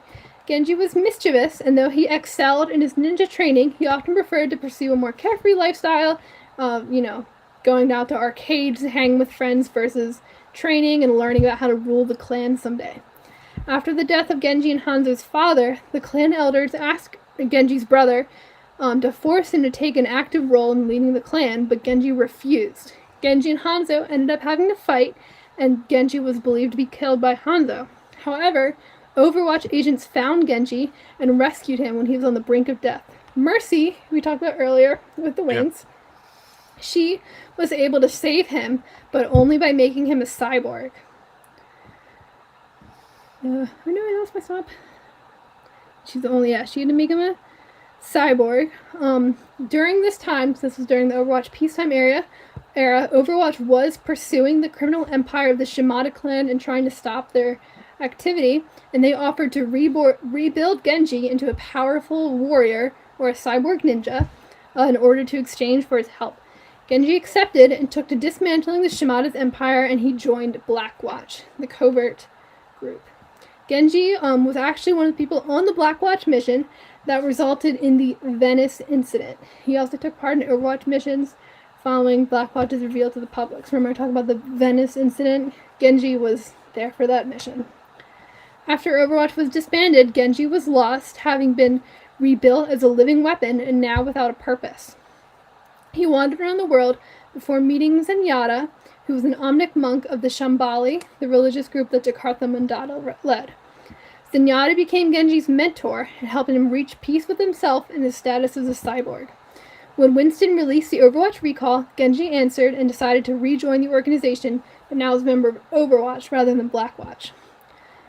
But though before he went back to reunite with his former Overwatch teammates, Genji sought out Hanzo, who snuck into the Shimado castle, which was no longer under the control of the Shimadas, on the anniversary of Genji's death to honor him, even though the castle was now home to the Hashimoto, the rival crime empire. Genji and Hanzo actually fought again, with Hanzo believing Genji to be an assassin, but Genji revealed his identity, stunning Hanzo, before telling his brother that he still has hope for him, and then leaving to go join Overwatch. So you can play as Genji in the Retribution story mission, which is the story mission of the Venice incident, where you see what happened there, and he's playable in the Storm Rising story mission in Havana. He appears in the Doomfist origin video, and then there is the Dragons animated short all about his conflict with Hanzo when they reunite, which is a very, very good animated short. And then he's playable in the Resistance and Liberation story missions, and if you want to read about Genji, he briefly appears in the Uprising comic. Any questions about Genji? No questions. I've seen you play him before too. Yes, the cyborg ninja sword. A little Power Ranger-y. Yeah, He's very cool. Yeah. So, are you interested in first learning about, so there's Hanzo, his brother, Kiriko, the girl that they train with, or Zenyatta, his mentor? Whichever one you want to do next. Okay, what about Hanzo? It feels like the natural place. So Hanzo Shimada, like I said, is a brother to Genji. He's 38 years old at the time of the Overwatch recall. So a fun Star Wars connection for Hanzo. He is voiced by Paul Nakauchi, who played Sifo Dyas in the Clone Wars in that weird episode 6. He also voiced Yasaburo, one of the characters in the Visions short Lapan Ocho. Oh, that's cool. So Hanzo was the eldest son of the Shimada clan. He trained along with Genji and Kiriko growing up, and when Hanzo's father died, a lot of this is very much similar to Genji's story. He tried to get Genji to help more with the clan, but Genji refused. They fought, and Hanzo believed he killed Genji, and he mourned and vowed to never pick up a sword again. He actually stopped using a sword and went to only using bows and arrows to fight anymore. After the Shimada clan was taken down and the Hashimoto clan moved into their territory, Hanzo took to wandering the world, feeling very lost, but on the anniversary of Genji's death every day, he snuck into the Shimada castle and burned incense offerings to honor him. On one of those nights, a mysterious assassin attacked Hanzo, and Hanzo fought him off, but the attacker revealed himself to be Genji. Genji told Hanzo he had hoped for him to be better before disappearing into the night. And that is in, again, the Dragons animated short, which is very, very good. And that's Hanzo. Any questions about Hanzo? No. Yeah. So yeah, Hanzo's in an interesting spot. And then, like I said, there's Kiriko, who is the girl that they train with. She is the daughter of the woman that trained Hanzo and Genji. Full name is Kiriko Kamori. She's also Japanese from Kanizaka. She's a little over 20 years old when we get to the Overwatch recall. So she was very much like the smaller kid training with the older kids. Yeah. In Genji and Hanzo. But she was raised by her mother and grandmother. Kiriko's grandmother taught her to worship at the Fox Shrine, which would give Kiriko later a connection to the Fox spirit. Kiriko's mother, meanwhile, trained Hanzo and Genji in the way of the sword and other ninja abilities, and trained Kiriko as well. Kiriko would frequently visit Shimada Castle until the Shimada clan fell and Hashimoto took over, which really gave Kiriko a big reason to hate the Hashimoto, as well as because the Hashimoto were really, they would kind of terrorize the rest of Kanizaka and caused a lot of problems. But Kiriko lived on her own in an apartment in Kanezaka, and she lived mostly a peaceful life, eating a lot of donuts, until she found out that the Hashimoto were threatening her elderly neighbor and his deaf granddaughter, trying to get some money from them. Kiriko used both her skills as a ninja and the power of the fox spirit to rescue her neighbors and scare away the Hashimoto, proclaiming herself to be the protector of Kanezaka. After really seeing what the Hashimoto were doing to her neighborhood, Kiriko took to missions with some of her friends against the Hashimoto, including throwing their stockpile of weapons into the sea and other small operations, mostly acting on her own as a protector of Kanezaka. If you want to watch Kiriko, she has a good origin story about her training with Genji and her learning about her grandmother. And then there's the Kiriko animated short, which is another really good animated short about her and her neighbors. It's very sweet. And then there's also another animated short called Protector about one of her little missions against the Hashimoto. And then there is the Yokai short story, which is written by Christy Golden, who wrote the author of Dark Disciple, Battlefront 2 Inferno Squad, and some other Star Wars short stories. Oh, cool. Yes. I have some other Star Wars connections I forgot. So the Tracer London Calling comic is illustrated by Babs Tarr, who has illustrated some Pride Month variants for Dr. Aphra. Nice. The Binary comic about Bastion was written by James Wow, who was a producer on Star Wars Visions and is the senior vice president of franchise content and strategy at Lucasfilm. Oh, nice. And then the Anna Legacy and Anna Old Soldiers comics are illustrated by the colorist who worked on Poe Dameron, one of them. Oh, you mean the comic book Poe Dameron? Yeah. Okay. So those were things I forgot to mention earlier. But yeah, that's Kiriko. She's one of my favorite characters, I think. She was first introduced in Overwatch 2, but she's very quickly become a character that I both play a lot and really enjoy her story. Any questions about Kiriko? No. Alright, and then to follow our Genji connections, that leaves us with Zenyatta. Also, Takartha Zenyatta. He is an Omnic, roughly 20 years old at the time of the recall, but again, he's a robot. And he is mainly based in Nepal, which is where the monastery for the Shambhali, that Omnic religious group, is. So we don't really know what kind of Omnic jobs Zenyatta had before the Omnic crisis, because whenever people ask him, he always gives a different, very silly answer. But we know after the Omnic crisis, Zenyatta had one of the spiritual awakenings. And following the teachings, or the idea of Aurora, the first sentient Omnics, some of these Omnics became the Shambhali, a peaceful organization dedicated to improving human-Omnic relations with their teachings. They have very Jedi-like teachings. They meditate, very focused on peace and non-attachment and those ideas. One of the members of the Shambhali included Takartha Mandata, a widely known public figure who we know, as well as Ramatra, who was another Omnic. He looks a little different. He's more of a Ravager type Omnic. He is actually the one that met Zenyatta and recruited him into Shambhali, and the two of them were really like brothers. While Zenyatta was with the Shambhali for a long while, he thought that the way to improve human-Omnic relations was through interpersonal relationships, so not just the sort of normal outreach the Shambhali did, but through making personal connections with people. And he left to travel the world to try and spread these ideas. During these travels, Zenyatta met Genji when he was lost and became a mentor to him and helped him reach some inner peace through his teachings. Very much like a kind of master-Padawan relationship. Zenyatta has still kind of goes back to Nepal and the regular Shambhali, but he goes on various pilgrimages to different Shambhali temples around the world. If you want to watch Zenyatta, he briefly appears in the cutscene in the Ironclad story mission.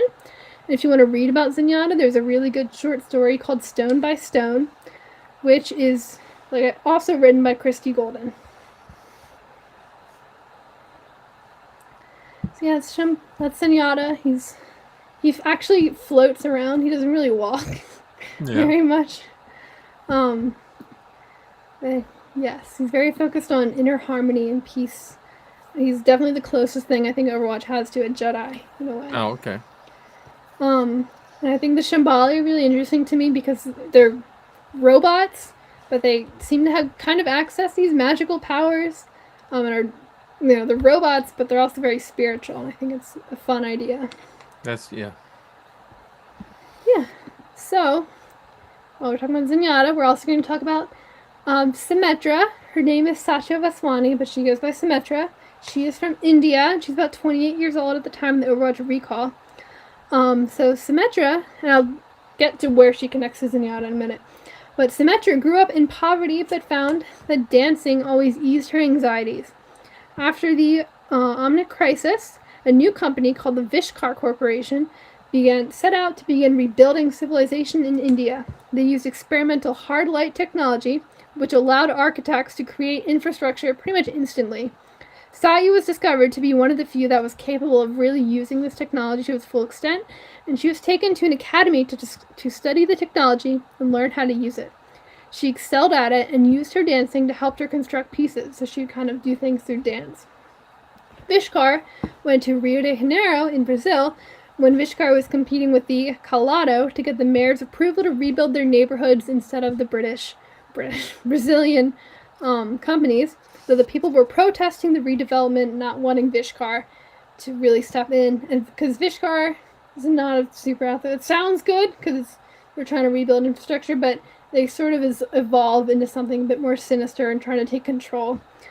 Symmetra was actually able to find information to blackmail Calado, but Vishkar, instead of using her information, decided to just blow up the Calado building, forcing them to pull out and giving Vishkar the deal to redevelop Rio de Janeiro, even though that's not what the people wanted. Symmetra was left a little doubtful, but still kind of tries to convince herself that Vishkar is making a better world.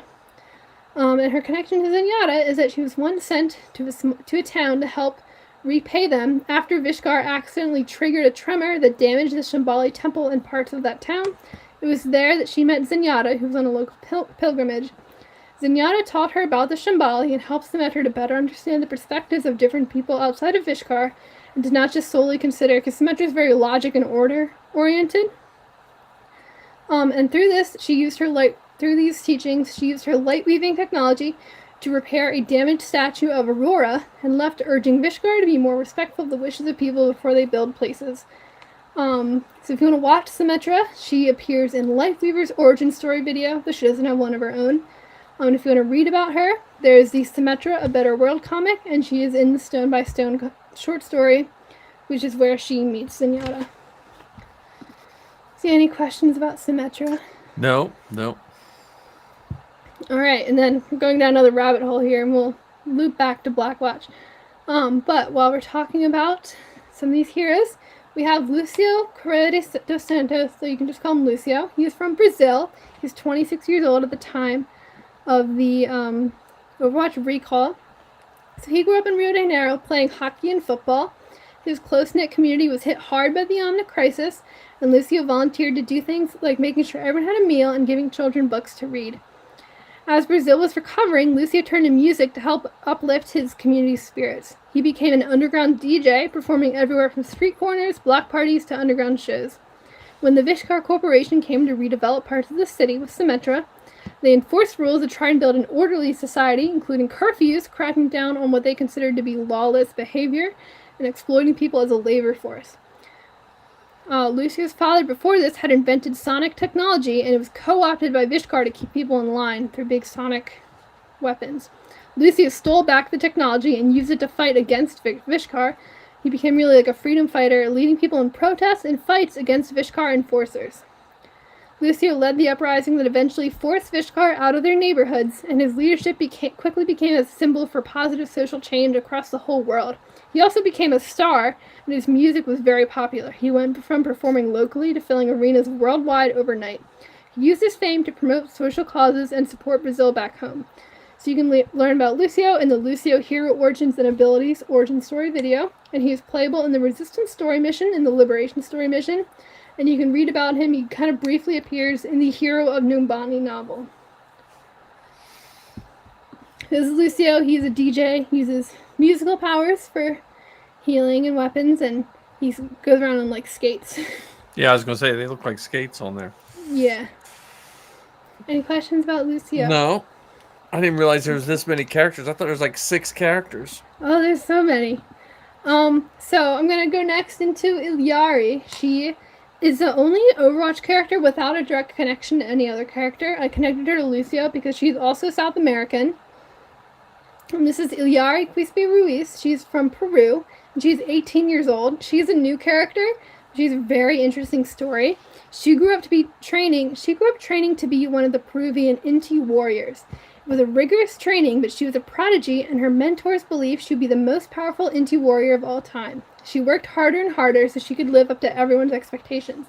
All of Ilyari's training paid off, and she became the youngest person ever to be officially joining the Inti warriors. Part of the traditional initiation ceremony, because the Inti warriors are very into worshipping the sun, they all gathered, and she was subjected to this solar threading augmentation, which would help her better harness the power of the sun like the other Inti warriors. However, Ilyari's natural power is something no one was prepared for.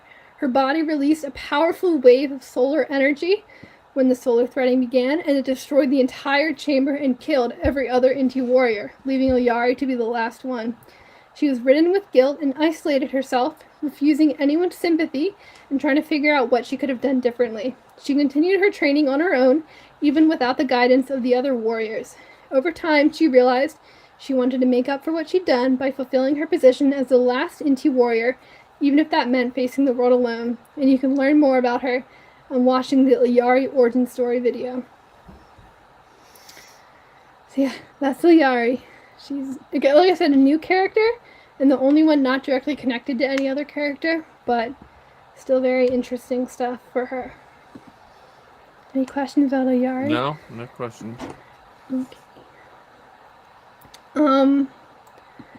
Gotta go back to Genry. I'm gonna backtrack a little bit to Symmetra, and we're gonna talk about Lifeweaver. His full name is Niran Samani. He is Thai. He's about 31 years old at the time of the Overwatch recall. He is also a new character. But he grew up rich and then went to the Vishkar Academy, and he and Symmetra were actually roommates at the academy, though he kind of grew contempt for the Vishkar obsessions with perfection and symmetry, and kind of went, instead of going just for order, kind of became more focused on the natural world and letting things be natural. This mindset really made him butt heads with Symmetra because she was very orderly and obsessed with perfection, but they were still roommates and oddly became inseparable best friends. On breaks from school, he would go on trips to study the natural world, which is where his true passions lie. Breaking the bubble of his privileged upbringing, he discovered how many people out there were truly in need. He began to study Vishkar's hard light technology to create BioLight, organic material that could heal. Vishkar tried to claim ownership over the technology, but Niran knew the risks and what could be done with BioLight in the wrong hands. He fled with the technology, angering the company and causing his parents to cut off their monetary support. Vishkar used a combination of lawyers and dangerous forces to try and hunt down Niran and his technology. In turn, Niran turned to the Atlantic Arcology, a self-sustaining city in the Atlantic Ocean, free from the laws of all nations. It was there that he took on the name Lifeweaver and began to use his technology to help people around the world, even though he was a wanted man. And you can learn more about this in the Lifeweaver origin story video. Any questions about Lifeweaver? Nope. He's a fun character with very flower-oriented abilities. I think, yeah. Oh, and we have to backtrack again to Zenyatta to talk about Ramatra. So Ramatra is another Omnic, also kind of based in Nepal, as part of the Shambali. He's 20 to 30-ish years old, but again, he's a robot. At the time of the Overwatch recall. Oh, he's all the way down here, isn't he? Maybe he's purple.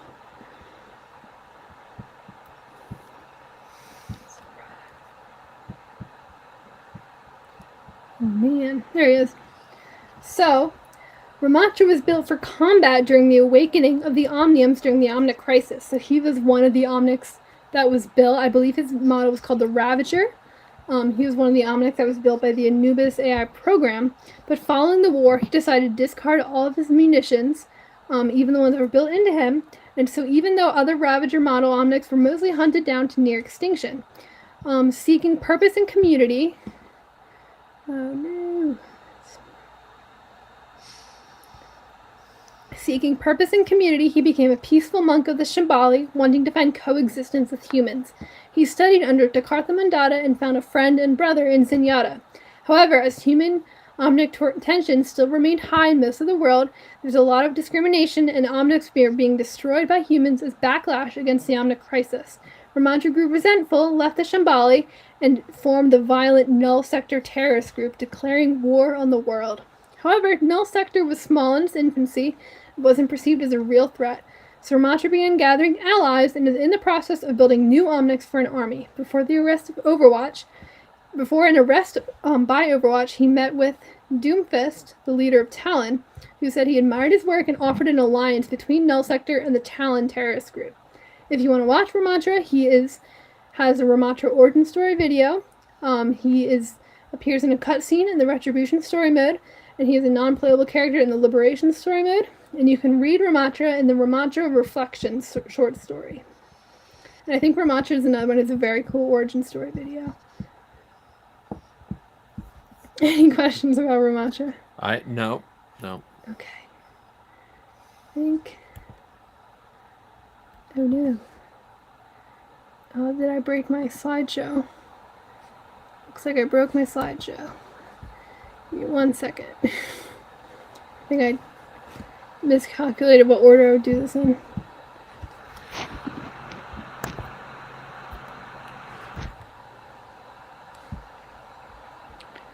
Let me take us back to Blackwatch because we're not quite done with them yet.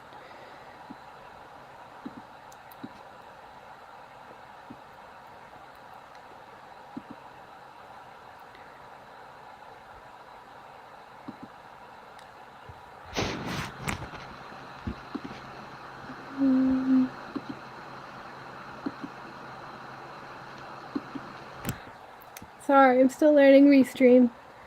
That's all right. I think I got it there. Okay. So back to Blackwatch. So that was all the Genji. So now this is your guy. This is Cassidy. Oh, the cowboy guy. Yes, the cowboy. Oh no.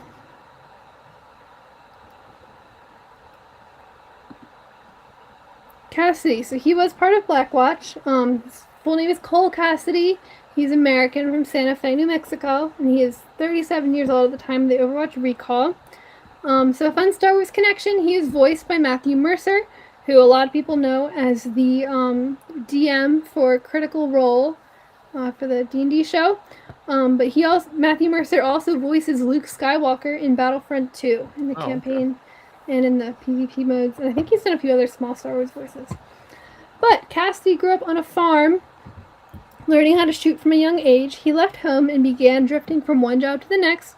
He briefly donned the name Jesse McCree to run away from his past, but McCree got into a brawl that led to his arrest, where he ended up in jail, and he met someone named Elizabeth Ash. Ash and McCree became literal partners in crime, and the two of them founded the Deadlock Gang. On one operation, McCree and the other gang members with him got busted by Overwatch. However, Gabriel Reyes took notes of McCree's marksmanship skills and offered him a place in Blackwatch instead of going to prison, which he accepted. As he worked with Blackwatch, McCree began to see it as a way to do right by the world after his criminal past, including missions like protecting the Echo Project, where he got very close to Mina Lau and the Omnic Echo. McCree, however, was a part of the Overwatch operations. Some Overwatch operations he regretted, including the operation against the Shimada clan and the Venice incident, though McCree did argue with Reyes and disagreed when Reyes decided to kill the target instead of taking him in.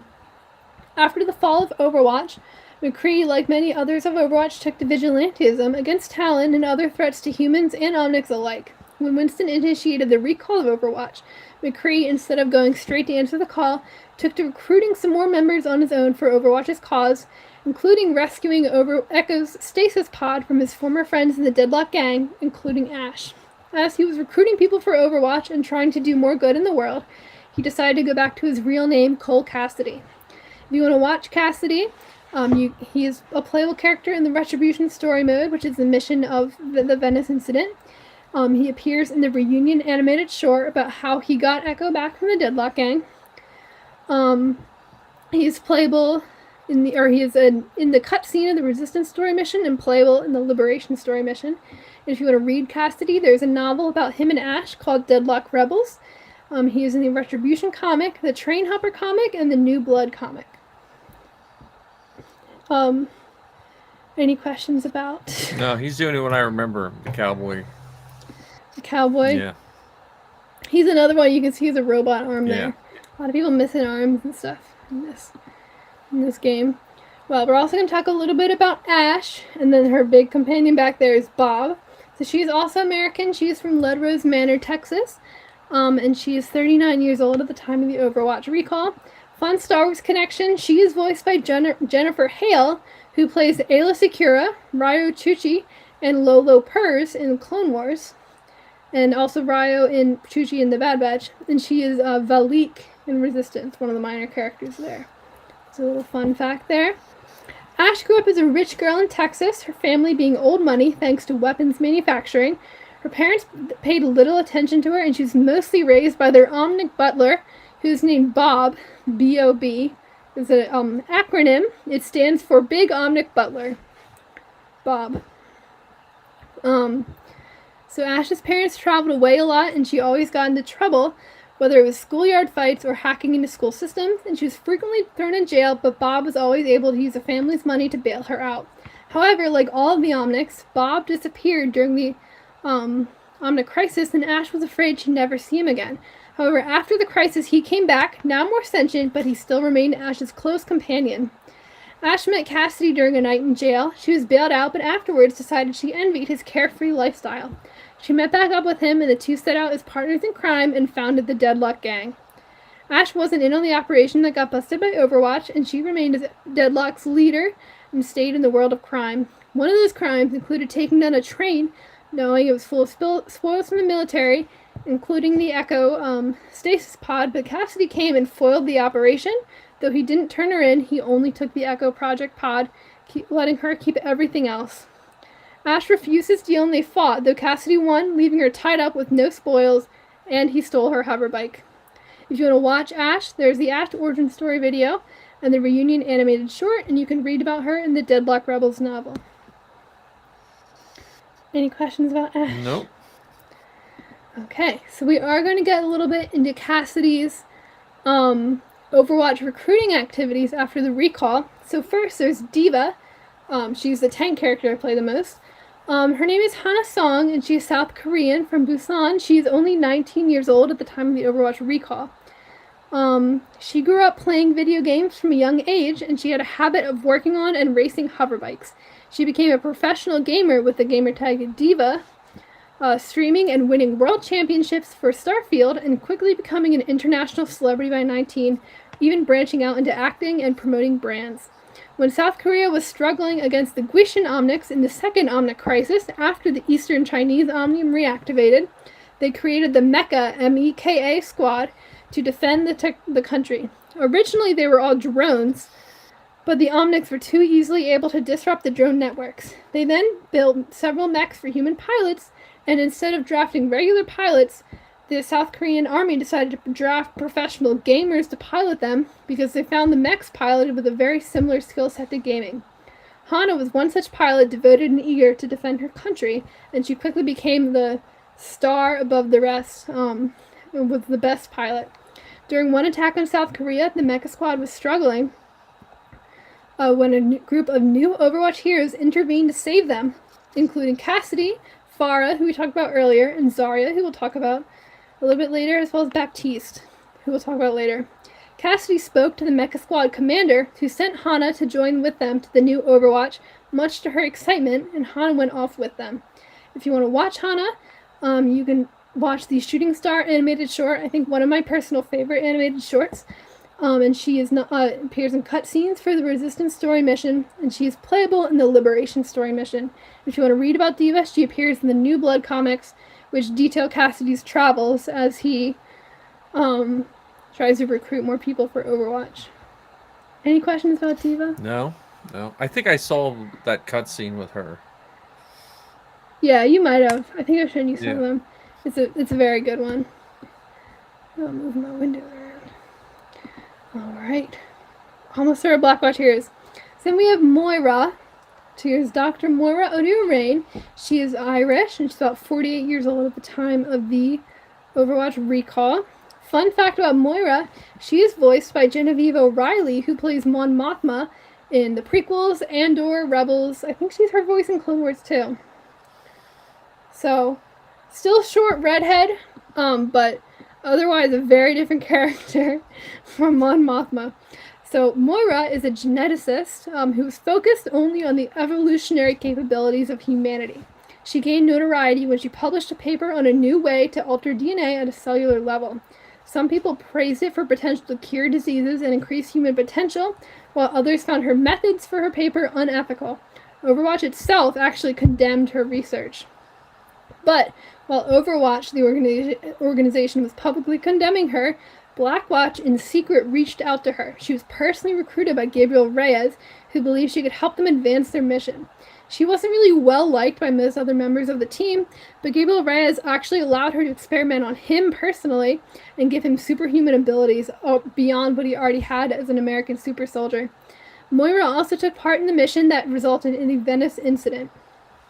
After the destruction of the Swiss headquarters, Moira actually found Reyes, who was believed to have died, and saved his life, but she left him permanently disfigured and in a state of constant pure agony, although she did amplify the abilities from her previous experiments. She claimed that it was the only way to save his life, but Reyes had some doubts about if she could have done it a kinder way. Following the disbandment of Overwatch, Talon actually reached out to Moira, the terrorist organization we talked about. They would fund and aid in her experiments and in exchange for the use of her abilities and creations. Moira accepted, and as her goals for enhancing human evolution aligned with a lot of Talon's goals, she rose up to become a member of the inner circle of Talon. If you want to watch Moira, you can watch her origin story video, and you can play as her in the Retribution story mission. And if you want to read about Moira, you can read Code of Violence, which is a short story about her. Any questions about Moira? No. She's very much the anti-Mon Mothma. And now we get into who we talked about a lot with Soldier, the mysterious Reaper, who is actually Gabriel Reyes, the leader of Blackwatch, who's believed to be killed, but actually survived. Because like I said, a lot of people in Overwatch just kind of fake their death. He is Mexican-American from Los Angeles, California, and he's 58 years old at the time of the recall. A fun little Star Wars connection. He is voiced by Keith Ferguson, who provides a voice for Violet Fama, one of the big characters in Vader Immortal, the VR game. Oh, nice. So, very fun fact. So Gabriel Reyes was actually a police officer who joined the United States military following the start of the Omnic Crisis. He had a son and a wife, although his wife would eventually leave him as he also got very absorbed into Overwatch and Blackwatch like Jack Morrison did. He was brought into the Soldier Enhancement Program where he met Jack Morrison and was classified as Soldier 24. When Overwatch was formed, he was brought on to lead and led the missions against the Omnics that ended the Omnic Crisis. When Overwatch became a peacetime organization, he was overlooked as a new leader, the UN believing him to be too rogue, and Morrison took it on instead. Reyes, though, was actually relieved because it meant he wouldn't have to deal with the politics of Overwatch, and he went on to form Blackwatch. Reyes went on to recruit a number of agents into Blackwatch, such as Genji or Moira, and they took part in secret missions kept hidden from the public eye. He also, like I said earlier, underwent experiments from Moira O'Donoghue, giving him enhanced abilities, enhanced healing and speed and stuff like he got with the Soldier Enhancement Program, just amped up, but also abilities that allowed him to teleport, and eventually he'd be able to kind of turn into smoke to move around. Reyes was actually the one that instigated the Venice incident when he shot Antonio, leading to Blackwatch becoming public and then the downfall of Overwatch. Reyes was believed to be killed by the Swiss HQ explosion, but like I said, he was revived by Moira, giving him more enhanced abilities in exchange for permanent agony, but this also included the ability to regenerate even more quickly and turn his form into smoke, like I said. He took on the name Reaper and became a volatile mercenary. He was actually hunting former Overwatch agents and eliminating them, leading to him being noticed by Soldier 76, which made Soldier start to chase him down, as well as Talon. He also would stalk, though never harm, his wife's son and his wife's new husband, keeping tabs on them. Reaper actually was eventually recruited into Talon, but he found himself at odds with how many of the members had their own agendas, and to the rogue way of acting compared to his military training. Still, Reaper acts on Talon's behalf, including the mission to download Overwatch data that was foiled by Winston. If you want to watch Reaper, you can play as him in the Retribution story mode, where he shoots Antonio and starts the Venice incident. He appears in the Overwatch cinematic trailer, the Recall animated short, the Infiltration animated short, which is a fun animated short, and the Genesis animated miniseries. And if you want to read him, he is in the Retribution comic, the Anna Old Soldiers comic, the Code of Violence short story, and the Masquerade comic, which are all short stories, mostly about his time in Talon. One of them includes a confrontation with Jack Morrison, where they kind of realize, with Soldier 76, they realize each other's identities, and that's when Soldier 76 becomes even more focused on hunting Reaper down. So yeah, any questions about Reaper? This is the one guy Safi also really likes. Huh? This is the one guy Safi also really likes. Yeah. She used to have a Reaper jacket, I think. Yeah, I Yeah. think so. No. Yeah. So, it is getting late, and you seem very tired. Do you want to do a part 2? We'll have to do part 2. Where we start getting into Talon, and then the rest of the timeline. Okay, yeah. No, that's good. Yeah. I mean, I feel like I didn't think there was this many people. Oh, there's so many. And like these 6, like I had earlier, I had them branch off. There's so many branches from these 6 too. Oh, okay. So we still have, I wonder if I can count how many we have. 1, 2, 3, 4.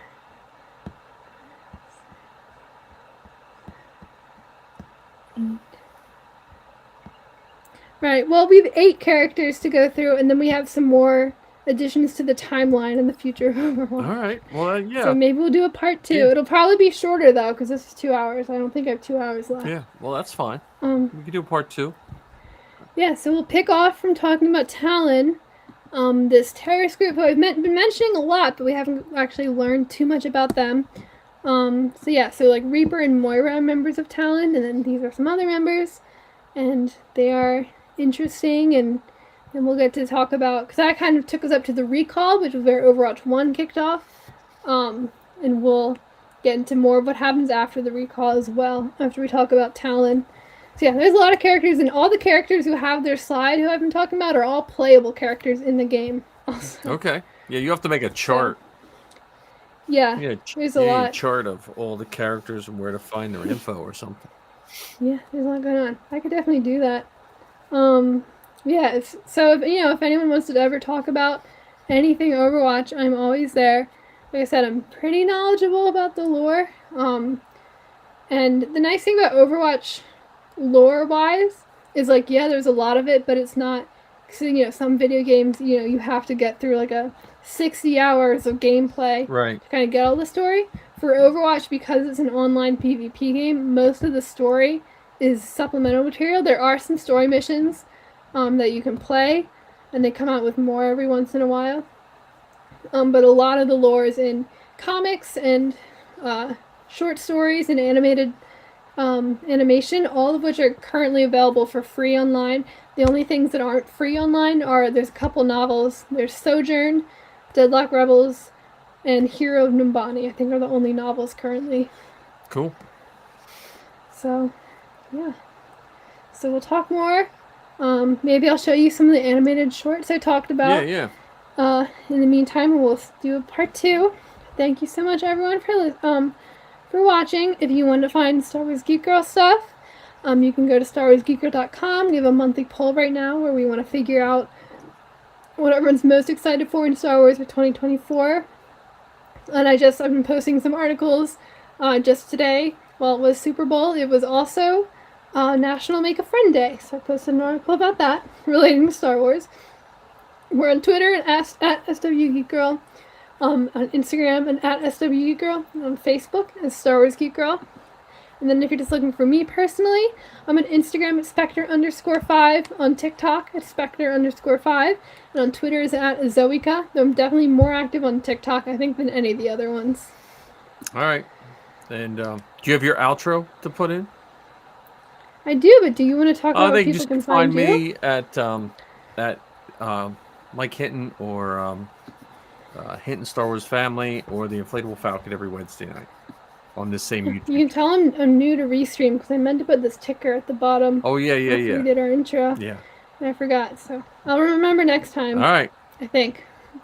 Thank you so much. If you tuned in live, I saw we did have a few viewers popping in and out. Yep. So I didn't think we would on Super Bowl night so late on a Sunday night. Yeah, well, this will be up. But this will be up on your feed. You should put a lot of Yes. that information. Maybe do a blog about this information too. yeah, some Overwatch blogs. I could do that.